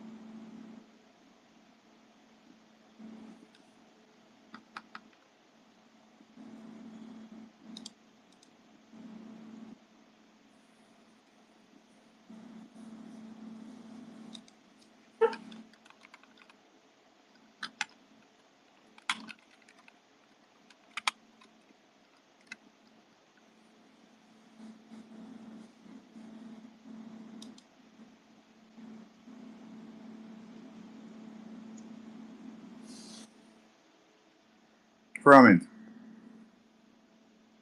Yeah, I'm still here. Let's go on with that. I'm not hearing Randy. I thought nobody is apparently. So I guess he's sorting out his sound right now. Okay.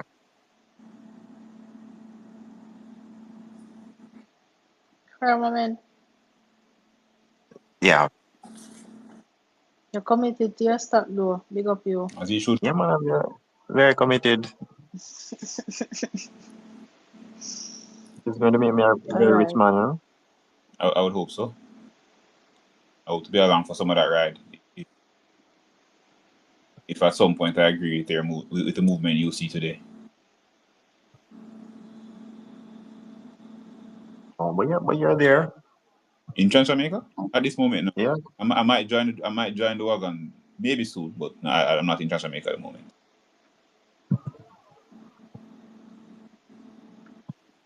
But it's like I hope I was there too. But hold on, but you see the potential in Jamaica, and you're sitting out. Depends what you mean by Nature of nature of opportunity. opportunity. So all are different. So for you, when you say you don't see it, I've not bought any in a while. What's up, guys? hold on, somebody else talking. We'll click it in soon. Wait, Firman, you're saying? Nature of opportunity Firman. So it's largely depending on what you see. So if you tell me you can't see anything else moving in that way, I can't tell you. I can disagree. Oh, Well, like I can't oh, tell that boy. You know, I can't. so Can't. you're saying that you're sitting out because you're seeing There are other you're seeing opportunities I a want bigger to participate. opportunity somewhere else.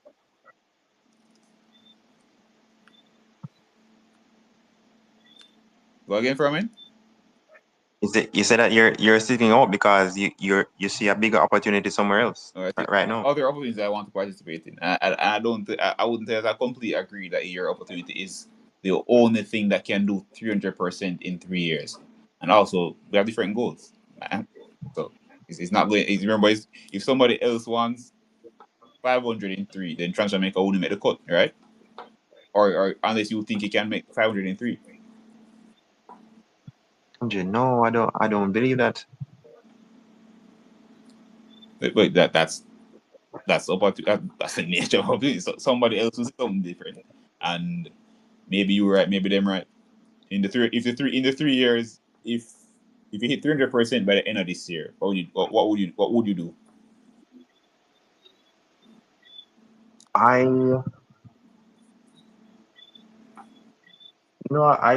probably would not tell. Why? The thing is that I don't really have a use for money right now, but buying a house would be nice. I'd love to reach the point of wealth where I don't have the money right now. Where I'm I see telling my you. 3%, my 3 year goal happen by the end of the year, and I am not tempted to sell. I would then start saying what. Because then if you hit the goal in 6 months, you don't say to yourself, all right, what's in the next? You have the money you want 3 years from now. What goes through your mind exactly? You just don't. Right. You All have right. money Let's say that. 3 years from now. You have it. What Right. what happens Let's then? let's say that I hit my goal 3 years from now. Nah, man, you hit your 3 year goal. You hit it by the end of this year. What are you thinking? What are you? What do you? What then happens for you? Then I would be there thinking, do I have another use for the money? Because my only goal was to hit that that 300%. In 3 years, will you hit the Right. no? So, hey man, so give me so what you mean when you say you wonder if you have another use for the money? Is that you have in 3 years you want to do something with that money? But then I didn't set another goal to You to can. use That do something with the money. can be an option. You can in 6 months you can always set another goal for the 50 million you have now. What's stopping you? Just like in 3 years you're going to set a new either you're going to set a new goal in 3 years or you have a plan for that Is it that you So when you have when is there something you want to do with the 15 million in 3 years time? no. But when you say set another goal, do you mean like try to make more? Try to see if it can go higher? Up to you. I would hope so, but that's up to you. That's just if I was asking, but if there's a plan for the money in 3 years time. So maybe if you were saying, boy, in 3 years time I want to put a deposit on a house, so and I want to make a 15 million deposit, then cool. But if it is by the end of this year, then it could be very early on that deposit, right? But if it's that you don't have a strict plan for that, then in 3 years time when you have 15 million, in my mind you're going to have to figure out, what do I do with that 15 million? Do I make more on it or do I spend it else? We hit it early, then you still have to make a decision, right? Either which way. Right, right. So So that's what I'm asking. If you get it could be 6 months, it could be tomorrow. I'm just asking what happens when if you hit it early. What are you thinking? What do you see as what you want to do? all right. So I think that I would continue to hold on unless That's I was wondering if you were going to say that, because I would say then you're in the same book as Duffy. I'm in the same position as Duffy. Yes, maybe better off because you actually hit your goal, but you're also at the moment of freeze. Why are you staying in the thing? Is it that if I think Transamaker will do business on over a 3 year time, that will make it worth $11, and people will buy it from you at that point. We will buy it from me for $11, and it happens in 6 months. What has changed about Transamaker in your mind for the next 3 years that would then say to you, holding it makes more? Holding it is a good option. All right. So what if I sell it, right? Uh-huh. And then I realize that um I needed twice that amount of money to meet some other goal.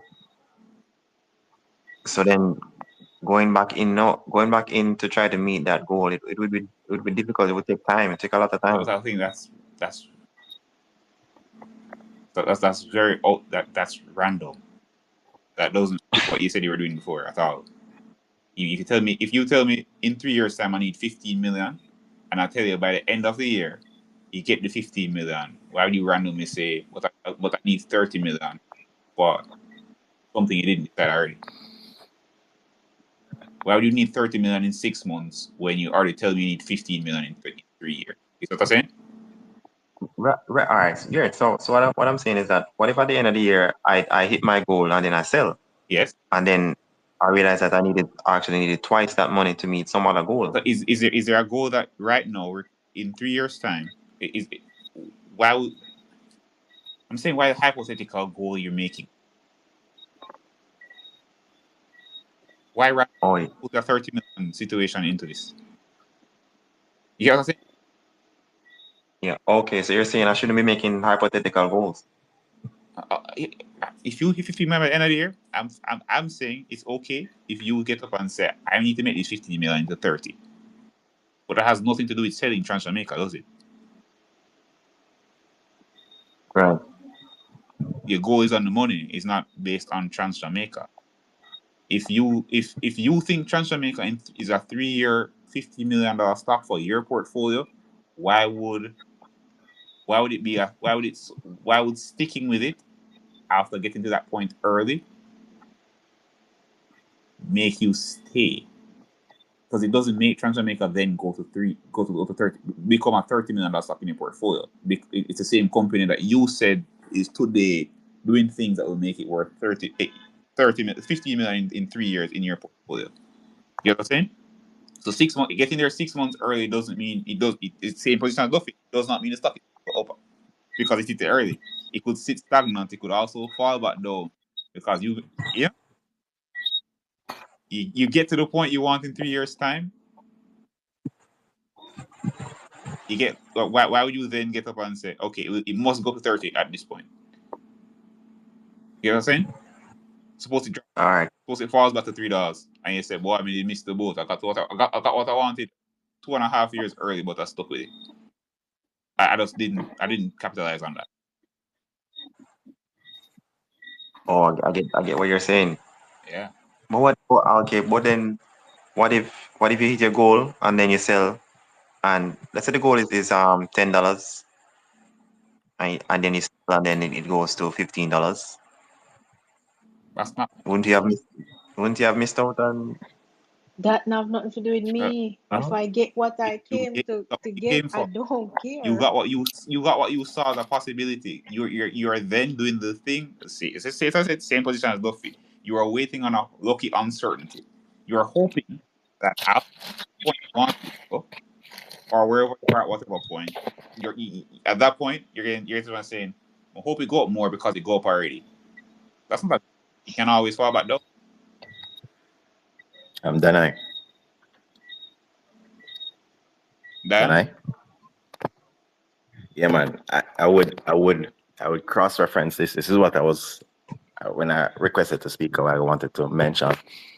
I would cross-reference this to the very good question Firmament asked when he said, "How did you know that Siboney would be good again a few weeks ago?"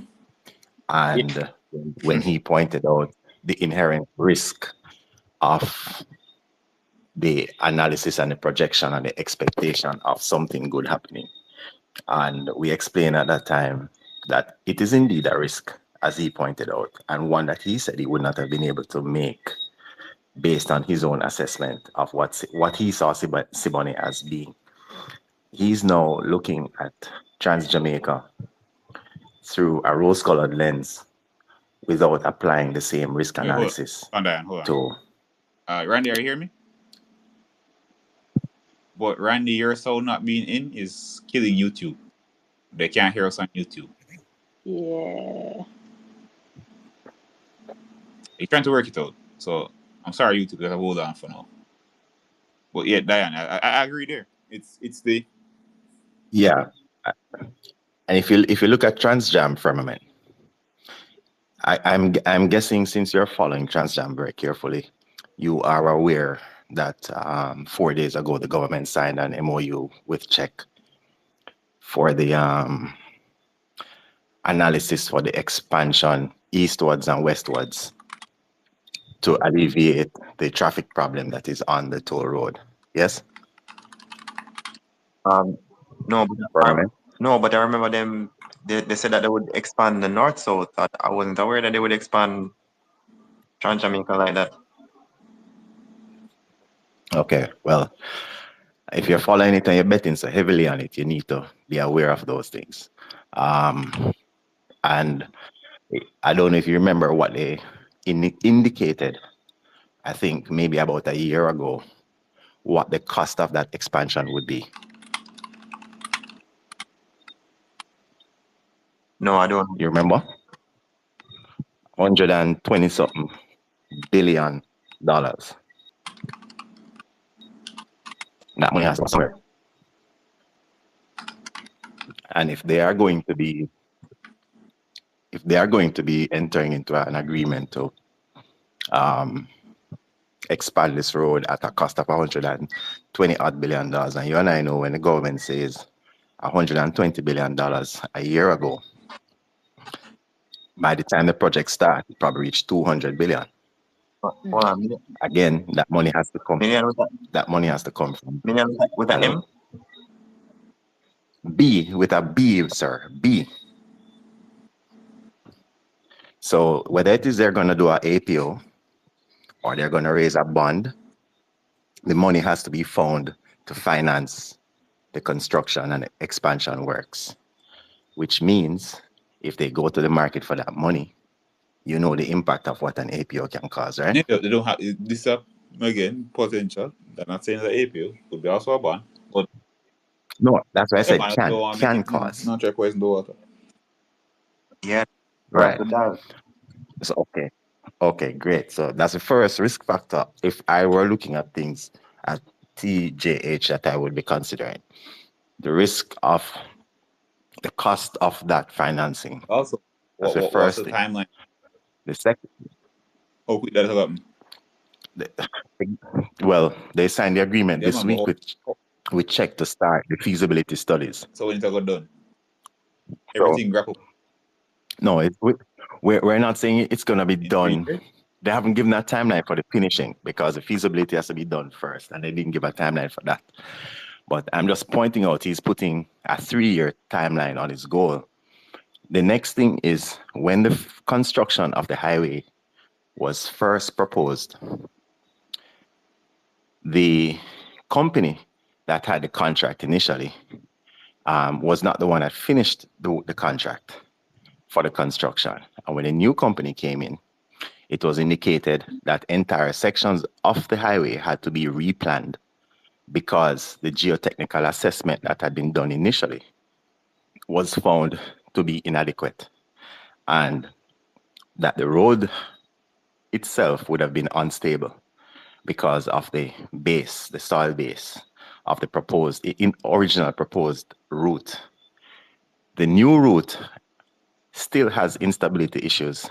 I'm certain that you have seen and you'd have heard the news about the breakaways on the road and the hillside mitigation things that have been attempted by the engineers who built the road. We are in an earthquake country, and God forbid we're hit by a strong enough earthquake that could destroy easily several sections of that highway. And if that highway is destroyed by earthquake, it would take a really big effort to have it fixed and Well, repaired. like BrickTalk. Right. It's a true possibility and a risk, but it's hard for me to place that one inside as a strong risk factor of this thing not meeting its goal necessarily. Well, no, not this year. I He know I said said 3 years. I'm not. We have seen more seismic I don't disagree activity at all. in But in that particular region of the country, and heading northwards, especially staying on the north coast side, heading eastwards, northeast. We have seen more seismic activity happening in recent years. So I'm not saying it's going to happen. I'm just saying it's another risk that we have to consider as well. So when you say that in 3 years, TransJam is going to give you X% return, I would just say to you, look at this the same way you looked at Siboney and ask yourself a question: what are the risk factors that are facing that goal that may cause me not to achieve the goal as I expected? What are the factors that would be outstanding in my mind? For me personally, those are the two things that come to my mind. Every time I drive on TGH, every time I think about it and remember the difficulties and the issues with the construction, I, in the back of my head, say, one day if an earthquake hits this right, the road is going to be devastated. And the next thing is I'm going to project to say $200 billion that they're going to need for the works in the near future, within the next 3 to 5 years. So if those things are coming, then I would weigh those and see how I manage my portfolio as the years progress, because you said 3 years. And if I am seeing opportunities elsewhere, then definitely I would be weighing those opportunities versus the one that I am currently in to see if it offers me, one, a faster achievement of that particular goal, or if it seems like it has a stronger possibility of getting to the goal. Well, Diane, So that's earthquake what hit, I'm me gonna ask for sell island him thing there.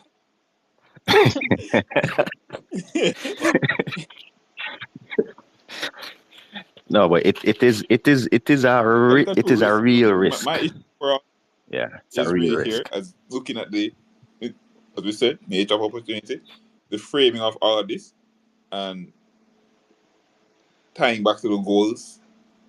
I still not really hear bosses say anything on the thing there. Firmament on the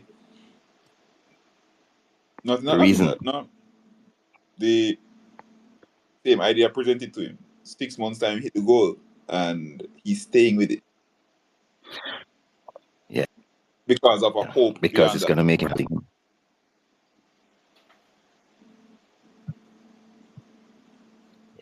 But the thing is, Yeah, he's in 3 years' time. If the thing he wants to happen happens, he's a very rich man. If it happens early, he's a very Yeah, so it's what I mean. correct. You're desinking your money and stock. Same Yeah, thing Shay said. You're looking at the stock more than you're looking at your money. The thing happened earlier within the same value system that you proposed for it. Happened earlier that so to me, so at that point, it's probably overvalued because if the thing where we're $15 in 3 years, $10 in 11 in 3 years, but it reached $11 by the end of this year, based on everything else you know for the company right now. Why, hmm why would you stay then thinking? Why would the immediate thought be maybe it makes some more money for me? 'Cause I don't even Well, think it's going to I mean, $15 in. I already asked you that. You say you don't think it's going to go to $15 in 3 years, but then suddenly after it hits $11 in 6 months, you say maybe it goes to $15 in the 3 years I'm going to continue holding it for. because if it did 15 in 6 months, then God, it must be able to do $50 in 3 years. That's gonna Uh, be the logic. It's gonna be seen as being an uh, even uh, better thing. And because it's an even better thing, I'm gonna hold this thing into thy yeah. kingdom come because So things the sweet issue. me. It's no longer about what exactly am I investing Yeah. for? What am I aiming to get from my investment? It's about having an investment in my It's not. portfolio that I Yeah. believe in, and it looks nice to have it now. And there's this concept that somewhere down the road, the thing is gonna get Yeah. even prettier. So, so, Yeah. One of the things I will tell you, hold on. Firmament Let me is, talk. But one thing I would say yeah, firmament there is you have to truly examine what you're going to do if it does happen in 3 years. If you have that mindset around it, if it happens early and you're doing all these things, what's your plan in 3 years if it does hit? If it does actually get to where you want it in 3 years? Are you sticking with Jamaica, or do you then get up and make a new goal? And I would say be very careful if when you do make that new goal, somehow Jamaica fits that goal too. right. So yeah, it's something to think I think about. that Something I want to. Yeah, warning. I don't want that's a thing. I don't want to make it be taken lightly at all. The thing you're saying, the thing I asked you just now, put what yeah. everything I wrote. You said it in a very dangerous spot. You're investing for money. You get the money early, and you suddenly decide the same vehicle that you had for 3 years is suddenly worth it to keep holding on to.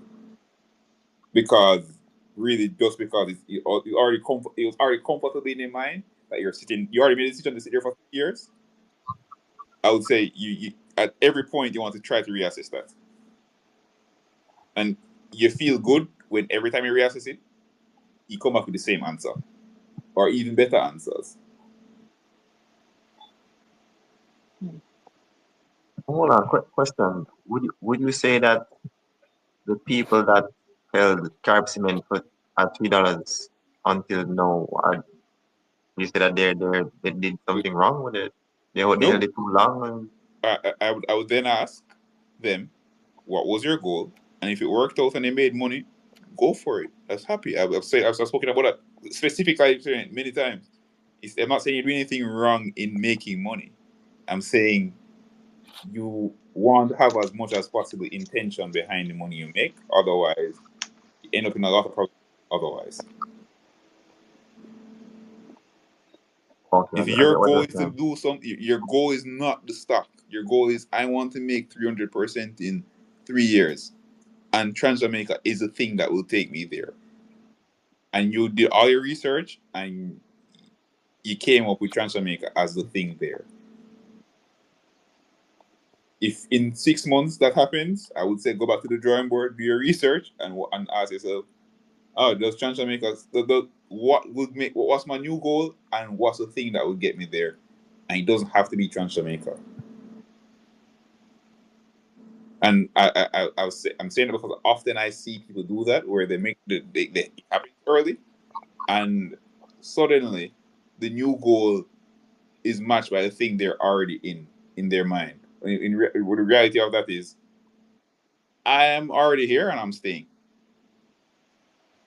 So I say it's a very similar idea to what Duffy was saying. She's made a decision, she's invested, she's done all the work, and then now she's where she is, and hopefully it works out beyond the point of the initial plan. Get what I'm saying? Yeah.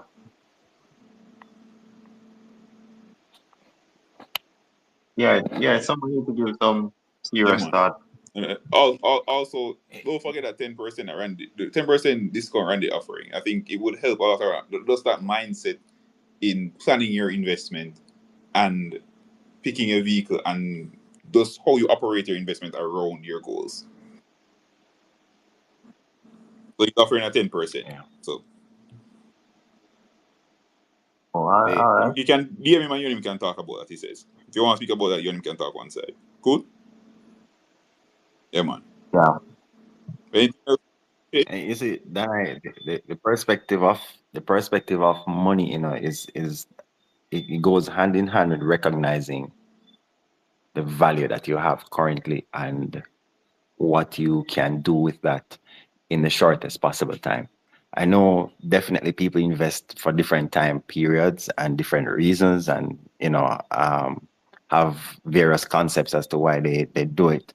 But the most realistic thing in my view and from what I've experienced is being able to maximize your returns as best as possible. And part of that is indeed time. And if you have $1 million today for a moment and you can turn it into $3 million by the end of 2026, then once the risk factor is not something that is unacceptable to you, and that when you do your analysis, it points to you being able to do that thing and you can manage that investment over that period of time.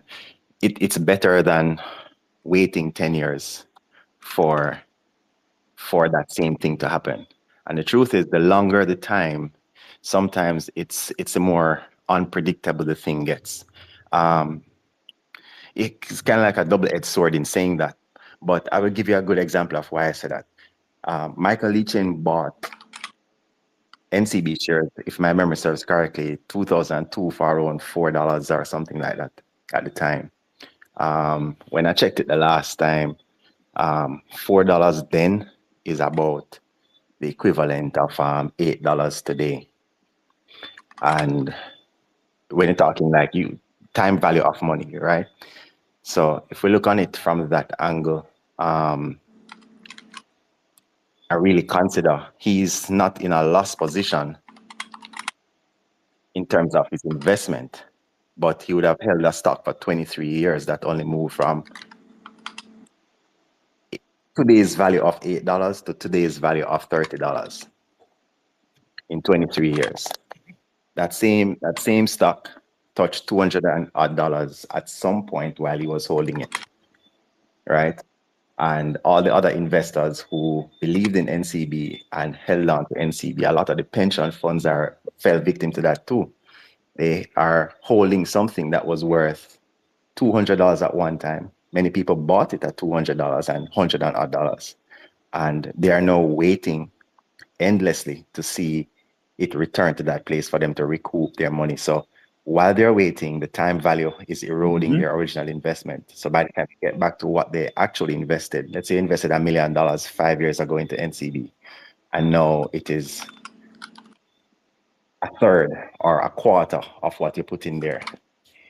And you have lost 5 years. I know you're going to wait for it to go back to that point. The time value to get back to that $1 million, you have to consider that as part of your loss as well. You have to read. And what are you waiting for? Right. Are you waiting? Correct. That's it. You have to know why. To 200 from $30, or are you waiting for your money to be worth what it was when NCB is 200? That's right. Doing that exercise immediately says to you, is NCB the vehicle I be in for the time I have in front of me, or is there something else that can get me there? It's not about NCB, it's about your money. Correct. Always Yeah. about the money. That's all it is at the end of the day. The shares are just The vehicle. simply transactional things that we use to get to the point. They're tickets to where we want to get to.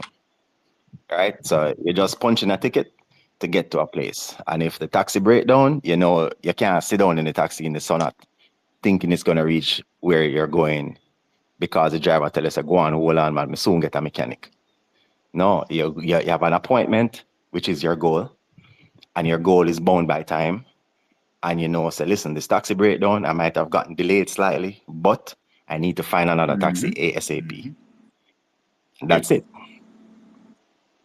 Yeah, the fare paid to the driver for him drop you off is the loss you have incurred. Collect before him left for him leaving. But you have to get to that concept firmament where yeah. And before that, if you're driving in the taxi and the taxi wheel starts shake, one stop driver. So. Because hey, yo, this don't look good enough. Yep. Yeah. I got to that one-stop driver. Trust me, I believe everybody who has listened to this program and is listening now has felt that pain where we have put money into something and we have watched that money evaporate, burn, because we say, "Yo, The difference is boy, the decision you make. should have selling out, but make You we want to see make who are decisions at going." every single point. And the decision sometimes is I'm staying here. Yeah, that's right. Yeah. That's Well, right. I think we touched the point very strongly. I think I do like Furman's point. It ties really well into the overall topic. Well, yeah, I think we're wrapping now, guys. So, I got a lot of good speakers tonight. I really did enjoy Teacher Striker and her opportunities. So, big up Teacher Striker. And who else came on? I feel like I'm missing somebody. Duffy.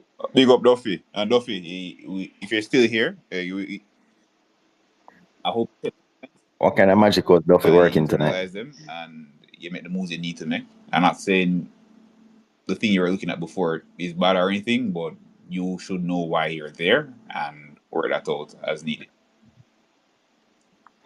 Yeah. Avoidance doesn't work, Man, doesn't pay. your money is there same way. In the uncertainty, in the I don't know what's going on for this thing, but I'm here anyway. And I dangerous can't place look to at it. be. Can't bring myself to look at it.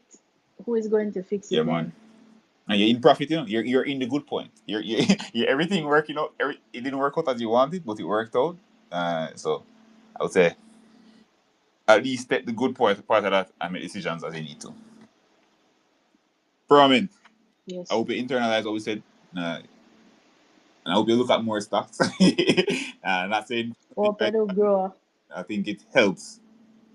It helps you can And get more familiar with want in other TGH. places because it makes a decision easier if the thing you're already in stops going as you want it to. Make sense? Oh, yeah, man, it makes From sense. big up, message Randy. You got him talk about the discount if you're taking that up. But I think wrapping it here, people. We've gone way long, so Oh yeah. thanks for listening in. You're not going to hear Randy. He's trying to sort out the sound. Not sure what happened there, but you know Twitter and his problems. So thanks again for everybody for tuning in. Had a good episode and hope you enjoy the weekend. I'm out. Easy, Adi.